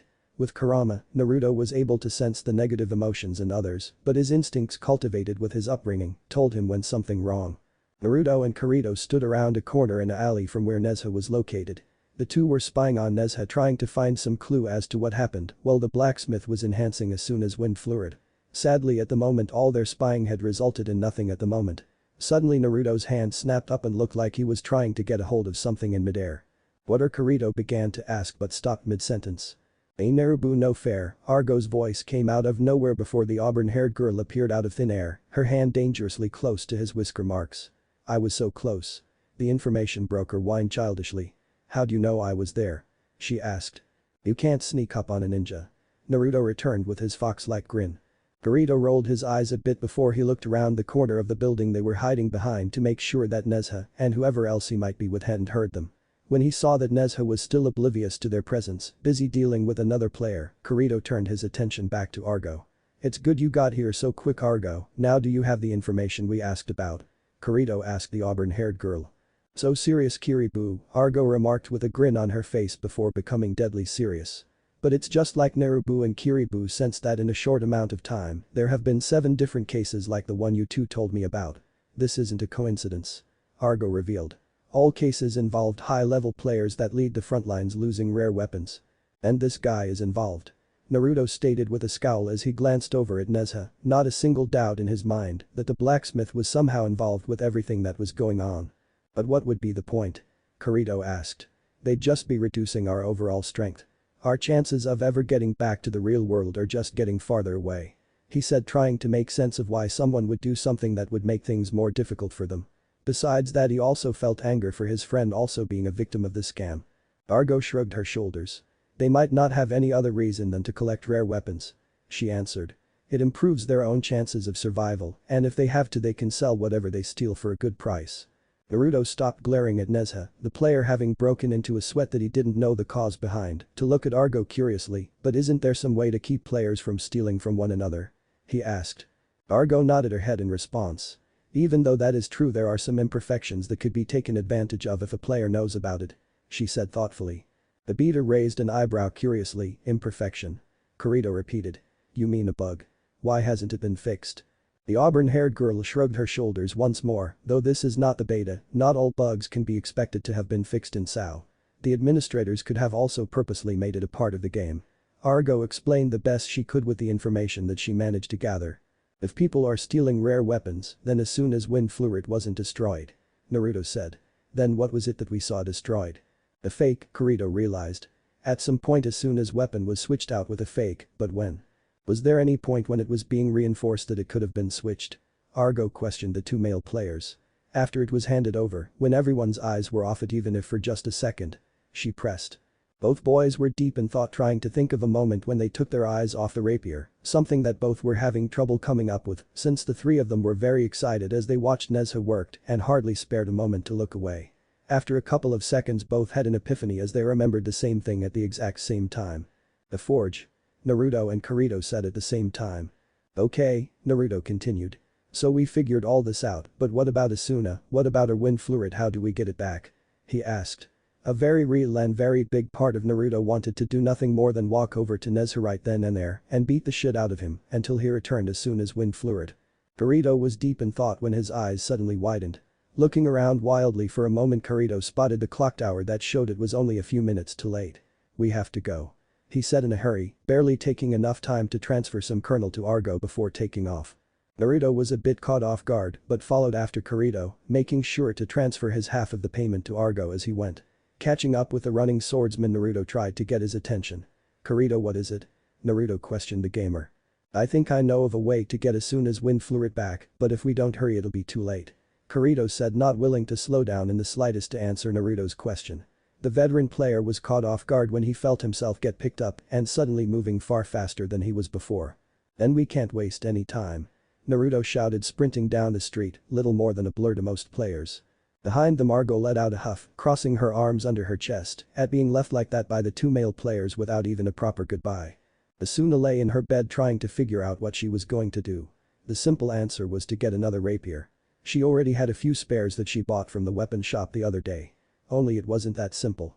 "I'm being ridiculous," Asuna thought to herself, but despite what Asuna told herself and how hard she tried to shake off how hollow and hopeless she felt since losing her wind fluid, she just couldn't. Closing her eyes, Asuna made a poor attempt at falling asleep. Though the moment she closed her eyes, Asuna's mind was filled with images of herself falling behind Naruto and Kirito, her rapier breaking as she was then forced to watch as the two people closest to her and Sao move on ahead without her. For a moment, Asuna imagined Naruto looked like he'd stop and wait for her, and that elated Asuna more than she could bring herself to believe, but then the shinobi was joined by the silhouette of a female player, and the two proceeded to leave Asuna alone. Blearily opening her eyes, Asuna did her best to ignore the pain in her chest that seeing Naruto with another girl, even one without any definite features, and moving on with her caused. "I can't think like that. I have to focus. I can't let them see me like this," Asuna told herself, Naruto's smiling face appearing promptly in her mind. "I don't want to look so weak in front of them again."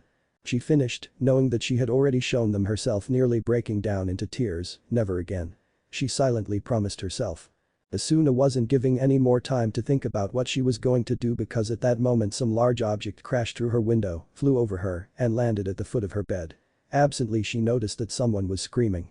With wide eyes, Asuna frantically reached for her rapier, only to remember a second later that the trusted rapier that she had kept at her side since she received it days earlier had now been destroyed. No. Asuna thought, turning her attention back to whatever crashed into her room. It took her a couple of seconds as she came down from her slightly panicked state, but she was eventually able to make out what the object was, or more precisely who they were. "And Naruto? Kirito?" Asuna asked, shocked that her two friends had been the ones who came through the window. "Wow." She continued, not quite being able to voice her confusion. "I'm not even going to ask," Kirito said as he shakily stood up while he held his head. Normally it should have been impossible for anyone to break into the room of an inn through the window since they were considered immortal objects, but Kirito figured that Naruto was an exception to that rules considering his circumstances. "It was that fastest way here," Naruto said unashamedly. "Whatever," Kirito said, quickly focusing his attention on Asuna. "Asuna, hurry, materialize all your items," the black-haired swordsman instructed. "What?" Asuna asked, still not being able to wrap her head around what was going on. "We don't have a lot of time left," Kirito continued as he hastily instructed Asuna to bring up her main menu. After many hurried instructions from Kirito, along with quite a few frantic gestures, a new screen popped up in front of Asuna. "Completely objectize all items," Asuna read. "Yes sir," she continued. "Yes of course," Kirito shouted, causing Asuna to press the yes button in pure surprise. "Now what is that supposed to do?" Asuna asked, only to trail off near the end when things she recognized as hers started to appear out of thin air. Unfortunately for the female player, it wasn't just weapons and potions that were materialized but clothing as well, which included underwear. "What?" Asuna thought with a stupefied expression as her face turned a deep shade of red. Neither male player gave much thought about the pile of clothing and other items they were basically diving into as they began to frantically search for something, ignoring the underwear that had fallen on them. A white bra on Kirito that ended up on his shoulder and pink panties that landed on Naruto's head. Asuna's horrified and embarrassed expression darkening to one of apoplectic anger with a dark aura forming around her. Naruto stopped moving instantly, being more alert when it came to the feeling associated with a woman's righteous fury, before slowly turning to face Asuna, a fearful look on his face, the panties that had been on his head sliding down the front of his face. "I didn't know," Asuna began, her voice barely above a whisper, "that you two wished to die so badly, Naruto, Kirito, that you'd want me to kill you." The orange-brown-haired girl finished, Naruto visibly shaking by this point at the feeling that Asuna was giving off.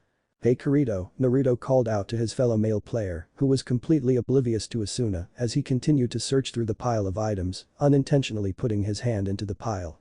Naruto felt his hand come in contact with a long thin object and hoping that it was what he thought it was, or at least Asuna would use it to make his death quick and painless, Naruto pulled it out and presented it to Asuna. After a couple of seconds of Asuna not doing anything, Naruto looked down at what he was holding and immediately felt relieved when he saw that it was Asuna's wind fluid. That moment the trio could hear the clock tower chiming in the distance as it turned 8 o'clock. How? Asuna asked, taking the rapier from Naruto's hands and holding it close to herself. Good, Kirito said with a sigh of relief, quickly throwing the bra that had landed on his shoulder onto the pile once he finally noticed it with his face heating up. We just made it. Do you mind telling us what's going on now? Naruto asked Kirito, wanting to keep Asuna's focus as far away as possible from everything that was in the pile of items that she had materialized. Asuna nodded her head in agreement. How did you get my wind fluid back? I thought it was gone. The hazel-eyed gamer asked, still holding the weapon close to her. Right, Kirito replied as he took a seat at the table that was in the room as Naruto took the other seat and Asuna sat on her bed. Well, first of all we should be grateful that Naruto was suspicious of Nezuha. Kirito began before going on to explain how they shadowed Nezuha for a while, called an Argo to do a little research on similar cases, and finally how Kirito explained how he remembered the completely objectize all items options from his time playing the beta version of the game. It's hard to get to, so not many people know about it. In case an item or weapon is accidentally dropped, misplaced, or lost. Kirito explained, since we knew Asuna's wind fluid had been switched with a fake, she could use the completely objectize all items to get it back. Though there is also a time limit before the item is lost completely, for equipped weapons it's usually an hour, which is why we had to hurry back. The beater finished gesturing to the window, which at some point during his explanation had repaired itself. Well, whatever the reason, Asuna began. Thank you, both of you. She continued, holding the wind fluid in a cherishing embrace. Both boys smiled, happy at the fact that their friend already seemed to be doing a lot better than she had been several minutes ago, though Kirito's smile soon faded away at the fact he knew would happen. I'm glad everything worked out, Asuna. Kirito said earnestly. But eventually you will need to get a new rapier. Even if it's maxed out after the next couple of floors, it will become a liability. He finished regretfully, the feeling only increasing when he saw the sad look cross Asuna's face. Asuna ran her hand gently down the length of her sheathed weapon. She knew that Kirito was just being honest, and with his experience as a beta tester, his words were probably true, so Asuna couldn't begrudge him for his honesty, but that didn't change the impact that knowledge had on her. Naruto was just about ready to hit Kirito for his words, as well-meaning as they might have been, when he stopped as Asuna started to talk. From the moment I first held this, when I first saw it, I was sure I would be using the wind fluid till the very end. Asuna admitted freely with a fond smile on her face as she gazed down at the weapon resting on her lap. As light as a feather with crystalline beauty, it felt like it held a piece of my soul and was helping me. No matter what you say, I could never just throw it away. The hazel-eyed girl said before switching her gaze to the two male players. I know it might seem ridiculous, but that is how I honestly feel. She finished. It's not. Not at all, Naruto denied, giving the girl a big grin before it changed into a smaller smile, though it didn't lack any of the happiness he really felt as he took off his headband and looked at the metal plate, running his thumb across the leaf symbol. This headband first belonged to one of my teachers, Iruka-sensei. He gave it to me as proof that he believed in me. He believed that I could be a great shinobi even when I was the dead last of my class. I could have gotten a new one when I graduated or when the cloth was destroyed while I was on a training trip, but I could never just get rid of it like that. It's too important to me. The shinobi stated, putting the headband back on. That's why I replaced the cloth, so that I could keep metal plate and what it meant to me. I know how you feel, Asuna. Naruto told the girl honestly. Asuna smiled brilliantly at Naruto, happy that someone understood how she felt. Kirito considered mentioning the screw in his bike that he had had since his first bike, but ultimately decided not to for something more important. Well, luckily there is something similar in Sao. Kirito told them, drawing their attention as he went on to explain. Sao's weapon creation system begins with melting down a sword to its base and picking a new sword to make from a given selection. Essentially, the soul of the weapon will be transferred to the new one. The swordsman finished. When Asuna didn't say anything after a minute, Kirito assumed that she didn't like his suggestion. Or maybe you'd like to do something else. He added weakly. No, Asuna denied, shaking her head. That's probably what I'll do. The orange-brown-haired player decided. If this sword and its soul could be transferred to another, I'll definitely fight with it till the very end. And I'll make it for you. Naruto declared decisively, drawing confused looks from Asuna and Kirito. Kirito shared a look with Asuna before returning his attention to Naruto. Do you know what you're saying, Naruto? Kirito questioned the blonde shinobi curiously. Naruto nodded his head in response. Of course, Naruto replied. I'd have to become a blacksmith, right? He asked back, getting a nod from Kirito. Then I'll become a blacksmith. The shinobi said obviously. It makes sense with how many swords I break. He added with a shrug of his shoulders. But why offer to make my weapon? Asuna asked him, more than a little curious about Naruto's declaration, though she was still admittedly touched by his offer. Because, Naruto began looking straight at Asuna, the chestnut-haired player being captivated by his eyes. I never want to see you that sad ever again. The shinobi stated. You were so cool and beautiful when we fought Ilfang. No matter what Ilfang threw at you, you didn't flinch even once. That's why I don't want to see you sad, and if making a rapier that you can fight with through all of Aincard is what it takes, then I'll make you the best rapier in all Sao. Naruto promised. Asuna teared up a little at Naruto's declaration. Thank you, the hazel-eyed girl whispered out, wiping the small tears away. Okay, Kirito spoke up after taking a few seconds to let the moment pass. So you'll become a blacksmith, but we've had a long day and should really get some sleep now. The black-haired swordsman decided, standing up from his seat. Come on, Naruto. He called, walking out of the room after bidding Asuna good night. Yeah, Naruto muttered, standing up as well. Good night, Asuna. Good night, Naruto. Asuna said to the shinobi. The next few days passed by rather quickly without much preamble. It took Kirito another 2 days before he was able to complete the martial arts quest, while Naruto and Asuna passed their time grinding against any monster that they came across, the shinobi practicing using his newly gained martial arts skills within the game. At times while Kirito was busy trying to complete his quest, Naruto and Asuna would journey to the closest village or city in order to gather supplies or other materials that they might need. But like any time Naruto found himself walking through a street, he heard whispers from some players, not all but some, in concern to him. Naruto lived with hushed whispers all his life, a few nameless players doing the same thing he had grown up with from an entire village hardly registered in his mind. But when those whispers were directed at Asuna, as well as Kirito, whenever the swordsman decided to take a break, Naruto couldn't just ignore them.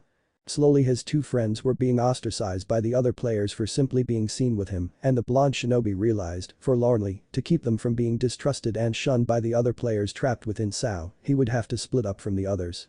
With his chakra and skills as a shinobi, Naruto would be fine, no matter what was thrown at him while in the game, but the same could not be said about Kirito and Asuna.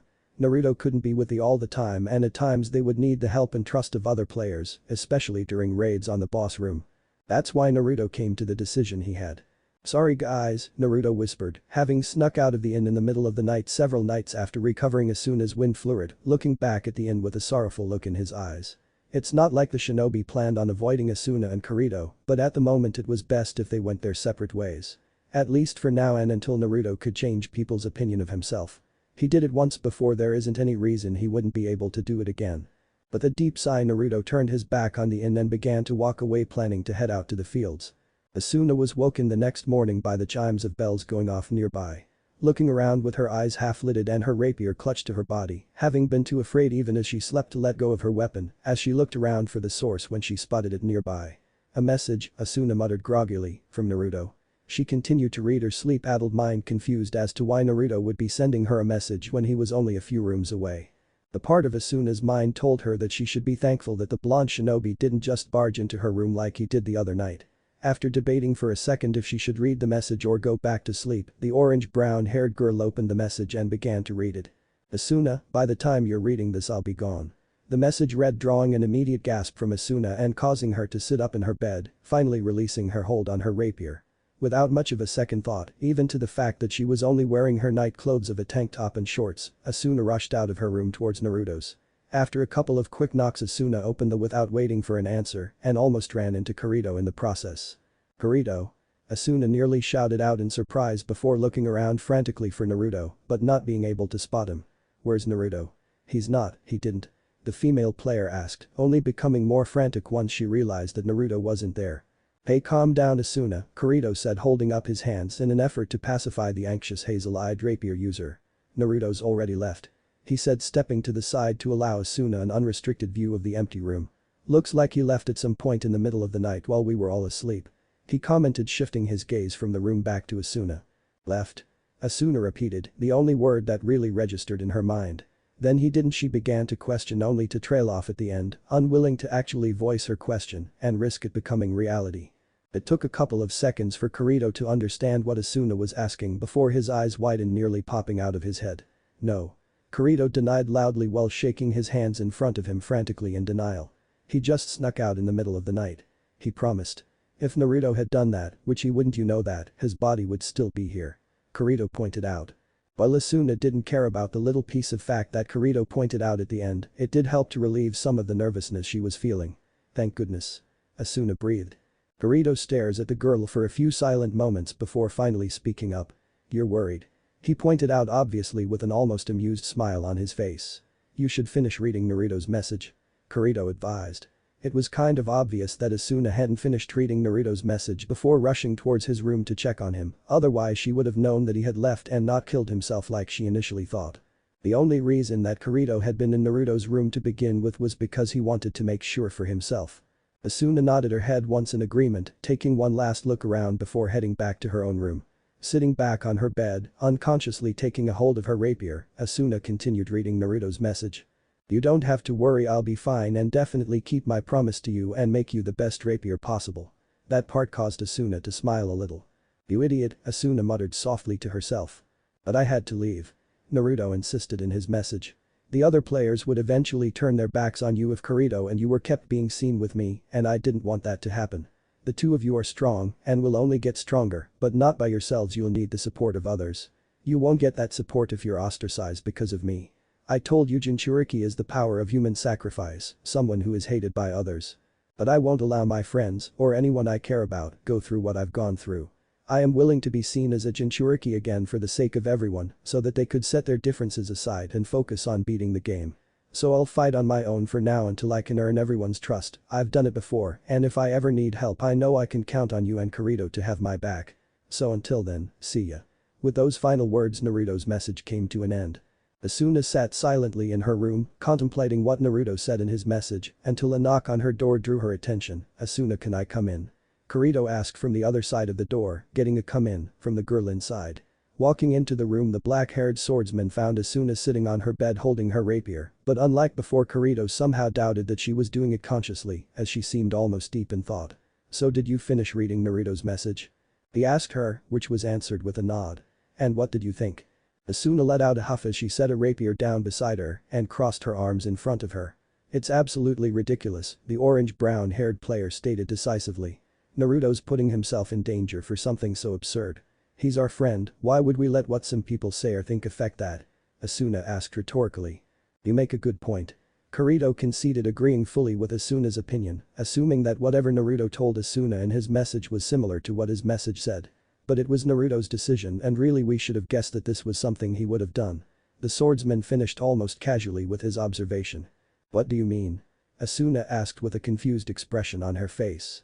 Well, Kirito began thoughtfully, his hand held against his chin. From what Naruto told us about himself, he's the type of person to take on the problems of others without a second thought. The sword user reasoned. At the same time, when it comes to his own problems, Naruto probably tries to solve them on his own, so he doesn't feel like he is burdening others. Kirito stated. That's probably part of the reason that he decided to leave the way he did. Asuna looked down at the floor. It's stupid. The hazel-eyed girl muttered quietly to herself. An uncomfortable look appeared on Kirito's face as he barely managed to hear what Asuna said in regards to Naruto's choice. Maybe, Kirito said carefully. But I kind of agree with him. What? Asuna gasped out, shocked. Kirito let out a sigh as he steeled himself about what he was about to say next. I'm kind of in the same boat as Naruto. Kirito reminded her. I revealed that I was a beater, someone who was a beta tester, and used the information I gathered to cheat in order to get ahead of everyone else, so the opinion of the other players about me is a little better than theirs about Naruto. So it might be best if we went our separate ways as well. I see, Asuna said softly. The black-haired swordsman gave Asuna a small sad smile. He understood how the girl must be feeling, losing the two people that had been with her the last few days, and that she had grown to trust in such short amount of time. You'll definitely become strong in the future. Kirito stated obviously, it was fact that he was certain of after the last few days of knowing the chestnut-haired girl. Naruto said something similar. Asuna remarked almost offhandedly. Kirito smiled a bit brighter at Asuna after that. Then you should definitely believe it. He urged his female friend. But as strong as you get there is only so much that you'll be able to do on your own. Kirito continued. So when someone you trust asks you to join a guild, don't turn them down. The swordsman finished. What about you and Naruto? Asuna asked. With his abilities, the last thing you really need to do is worry about Naruto. Kirito advised. It doesn't matter how strong he is. Asuna refuted with a shake of her head. Naruto could still be hurt. As far as Asuna was concerned, Naruto's life was possibly in the greatest danger out of anyone, since one strike from a monster in the wrong place could be the end of him. Have more faith in Naruto. Kirito said, trying to placate the rapier user. Besides, if he needs help he has us to bail him out. We'll both keep an eye out for him. He stated, bringing up the menu screen to disband the party. Later, Asuna, the beater, finished as he walked out of the room. Asuna called after Kirito, only noticing after the sword user left that there was a semi-transparent screen in front of her. A friend request from Naruto, below it 2 buttons, a blue button with a white circle, the other a red button with a white X. There really only one response. Naruto was taking a short break under a tree as he stared out at open field, keeping a close eye on the monsters, when the chiming of bells drew his attention. Turning his head ever so slightly, Naruto saw a small window with the announcement that Asuna had accepted his friend request, and next to it a message from the orange-brown-haired girl. With more than a little trepidation, Naruto opened the message and read what was inside. "Aka. Stay safe." It was short and to the point, and it still managed to cause a fox-like smile to spread across Naruto's face. "Alright." Naruto said out loud rather cheerfully as he stood up and wiped away non-existent dust from himself. "Breaks over, time to get back to work." The blonde shinobi declared before bringing his hands up in a familiar hand seal, "Shadow Clone Jutsu." And with that, a clone popped into existence next to Naruto, drawing the attention of all the nearby monsters and spawning a countless number more around them. With determination burning in his eyes, Naruto charged at the horde, a sword drawn. Well, there might not be much of a point in him leveling up, seeing as he was probably already the strongest player within the game. Naruto still had to gather materials and items, besides just going out and killing monsters was kind of fun. This was supposed to be a game after all. Chapter 4. Those who break the rules. TALKING_THINKING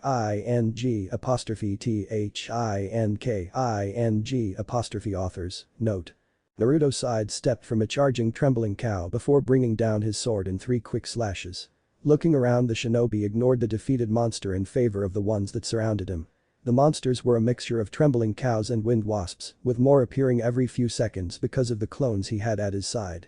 The clones were wilting away at the monster's HP, leaving them with as little as possible before moving on to the next opponent. Naruto discovered earlier that should a clone be the one to defeat a monster, he would not receive any of the experience, nor any of the colar items that the monster might have dropped once they were destroyed.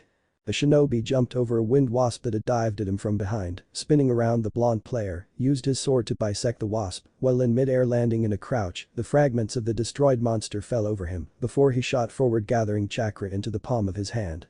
Rasengan. The newly created ball of chakra slammed into a trembling cow, destroying it almost instantly and allowing Naruto to continue charging, taking 2 more out before finally coming to a stop.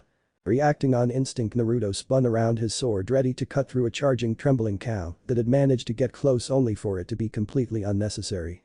With a distinctively female shout, a figure fell from above, impaling the monster and destroying it at the same time, the monster shattering to pieces by the time the person landed on the ground. Naruto would have questioned who the individual was if he hadn't recognized the long orange-brown hair, which had captivated Naruto since the first time he saw it, that had flown behind the girl as she landed. "Hey, Asuo." Naruto shouted, initially walking towards the female player, only to almost immediately retreat as Asuna rushed at him, the few pixels of the destroyed monster acting as a backdrop for her rapier poised to strike. Asuna fixed the shinobi with a glare, unwavering even as she held her rapier to the side of Naruto's throat and just stared into his eyes for a moment before finally saying something. "Those who break the rules are trash." The hazel-eyed girl uttered lowly. "But those who abandon their friends and comrades are worse than trash." She finished the phrase Naruto knew by heart. "You were the one who said that to me and Kirito." Asuna stated, her voice breaking slightly near the end. "But this is the second time that you left on your own." She finished almost accusingly, the strong hold she had on her rapier causing it to shake slightly as she slowly removed it from Naruto's throat and let her arm fall to her side. Naruto stared at Asuna regretfully. The young woman who, without the smallest traces of hesitation, rushed a monster that intended to end her life, who fought with the grace and speed of a seasoned fighter, making it look like she was almost dancing around her opponent at times. Yet at that moment he watched her falter, watched her waver because of him. When Asuna thought she lost her rapier, the hazel-eyed girl nearly broke down, and Naruto found himself hating Nezuha faster than nearly anyone else he had met in his life. Which is why Naruto was so happy with what he had planned for the blacksmith. Pranksters, after all, could be very vindictive. But being the cause of Asuna's anguish, regardless of how major or minor it might be, was 1,000 times worse and was tearing at the shinobi. It doesn't matter to you if you don't know someone. If there's a chance you can help them or keep them from getting hurt, you'll do whatever you can. Asuna started again, stating a fact that she was completely sure about despite knowing Naruto for only a short amount of time. So why won't you let others do the same for you? She asked, though even as she was asking her question, Asuna got a faint idea of the reason why. The Fourth Great Shinobi War. Naruto had only mentioned it briefly as he revealed his past to her and Kirito. But even with the little that Naruto talked about it, Asuna understood how horrible it must have been for him. To have friends and comrades die in front of him and for his sake. It stood to reason no matter how the war ended that it would have left Naruto with a sense of guilt and a desire to never have anyone else die for his sake. In Churiki, Asuna began softly capturing Naruto's attention completely at the mention of the word the power of the human sacrifice. She muttered. The one who bears the hatred of the world. The chestnut-haired girl continued repeating his words from when they had defeated the first floor boss as she looked at him straight in the eyes, her hazel ones meeting his cerulean blue. Naruto almost looked away after a second. He had come to terms with being a Jinchuriki and was now proud of it, but there were some scars from his childhood that still hadn't healed and new ones made with the Fourth Great Shinobi War. Asuna kept that from happening by placing her hand against one of his cheeks to make sure he didn't break eye contact with her. But that's not all you are. Asuna said definitely. While Naruto swallowed, about to voice his confusion only to be silenced by Asuna before he could fully form the question. You're Naruto Uzumaki. Asuna stated confidently. I'm sure that's who your friends fought for. Who they believed in. Your status Ajin Churiki comes second to who you are. You inspire people, you inspired me and Kirito and gave everyone else a goal to focus on. I believe in you Naruto and want to fight beside you no matter what anyone says because you are my friend. The hazel eyes girl told him earnestly. But, Naruto tried to protest, but Asuna stopped him. If you are strong enough to face this on your own, then I want to become strong enough to help you shoulder that burden. So whether you like it or not I will support you no matter what anyone else might say. Asuna claimed strongly. Naruto stared at the girl once more in awe of her, of the compassion she possessed, touched by her concern for him and willingness to stand by his side. But staring into Asuna's eyes Naruto could see something else in them as well. After a few seconds of simply staring at her Naruto suddenly found himself laughing, something that not only confused Asuna but also managed to anger her, believing that Naruto was laughing at her and her declaration. Seeing Asuna's rising temper Naruto held up his hands in order to placate her before she could lash out at him, while he also getting his laughter under control. Thank you Asuna. Naruto said warmly. Huh? Asuna murmured in slight confusion and with a light blush on her cheeks because of the smile that Naruto was giving her. Thank you. Naruto repeated himself, still smiling warmly at the chestnut-haired girl. You're right, I don't have to take everything on by myself. With everything that's happened, being taken from my home and friends and being trapped inside Sao, different from everyone else, I forgot something important. No matter how powerful you become, never try to shoulder everything alone. Otherwise you will undoubtedly fail. Someone told me those important words and I forgot them because I thought I could save everyone on my own, just because I was stronger than anyone else here. I convinced myself that I could do anything even if I was alone. But that was wrong. Naruto told her with a shake of her head. I wasn't alone and there were already two people I could depend on, two people that were already my friends and comrades. Kirito and you, Asuna. So thank you, I won't forget that again. Naruto all but promised. In Asuna's eyes Naruto had seen determination and a resolve, not to mention stubbornness, that he had only ever seen in his own eyes. It was at that moment that Naruto knew that no matter what he did, Asuna would never let him act on his own. Would never abandon him. Good, Asuna said, letting out a relieved sigh, finally regaining the composure that she had lost since first arriving. Then would you like to party with me for a little while longer? She asked with a smile now on her face. Naruto nodded in response, but could not voice his agreement before one of his clones cut into their conversation. Hey boss. A clone called out to the blonde shinobi. Are you two done talking now? It asked. Since they first started talking with one another, the two players tore their attention away from one another to focus on their surroundings and the reason the shadow clone intruded into their conversation. Encircling them was a small horde of monsters that the clones that Naruto had made earlier were keeping at bay in order for Naruto and Asuna to have their heart-to-heart. Asuna looked around in slight concern. She knew that Naruto was strong. If his clones kept this many monsters from bothering them while they had been talking, then Naruto could obviously take them all on as well, but she was still a little worried. Before Asuna's concerns could grow any bigger, a screen popped up in front of her. Naruto invites you to join his party. It was a party invitation from Naruto. Do you trust me Asuna? Naruto asked, standing up and holding his hand out to the hazel-eyed girl. Asuna stared at Naruto's hand for only a second before a small smile appeared on her face. Asuna whispered in confirmation, accepting the invitation before taking Naruto's hand and letting him pull her up. Then let's go. Naruto said, a confident grin spreading across his face. The confidence that Naruto was exuding seemed to be infectious, as Asuna could feel her own confidence being bolstered as she stood next to Naruto, crushing any doubt that she had been feeling. Right, Asuna replied, a rapier at the ready. Naruto dismissed his clones before the pair burst forward. Naruto, naturally the faster of the pair, took the lead. A few quick strikes from Naruto stunned the closet's monsters, a few trembling cows and trembling oxen, before letting Asuna finish them off with a few quick strikes of her rapier. Naruto rushed at another trembling ox before using its head as a stepping stone to jump high into the air, causing the airborne monsters to suddenly start to swarm the blonde. Sheathing his sword, Naruto drew a few shuriken and threw them at the monsters, striking a number of wind wasps. A large insect charged at Naruto, dodging the shuriken that the shinobi had thrown. It was larger than the average wind wasp, Naruto being able to identify it as a storm hornet, a slightly stronger monster compared to the average wind wasp. Redrawing his sword, the shinobi blocked the storm hornet's stinger before using one of his practiced martial art skills to land a devastating blow the storm hornet's middle. Asuna quickly did away with the monsters that Naruto had left at her mercy before moving on. A trembling ox tried to blindside her, but the orange-brown-haired girl sidestepped the charge, striking it a few times before finishing it with a single linear. Spinning around, Asuna let a trembling cow approach her as she charged up another sword skill and releasing it the moment the monster was close enough. Movement from her left drew Asuna's attention before a brief look of disgust crossed her face as a monster bearing the name Jagged Worm slowly made its way towards her.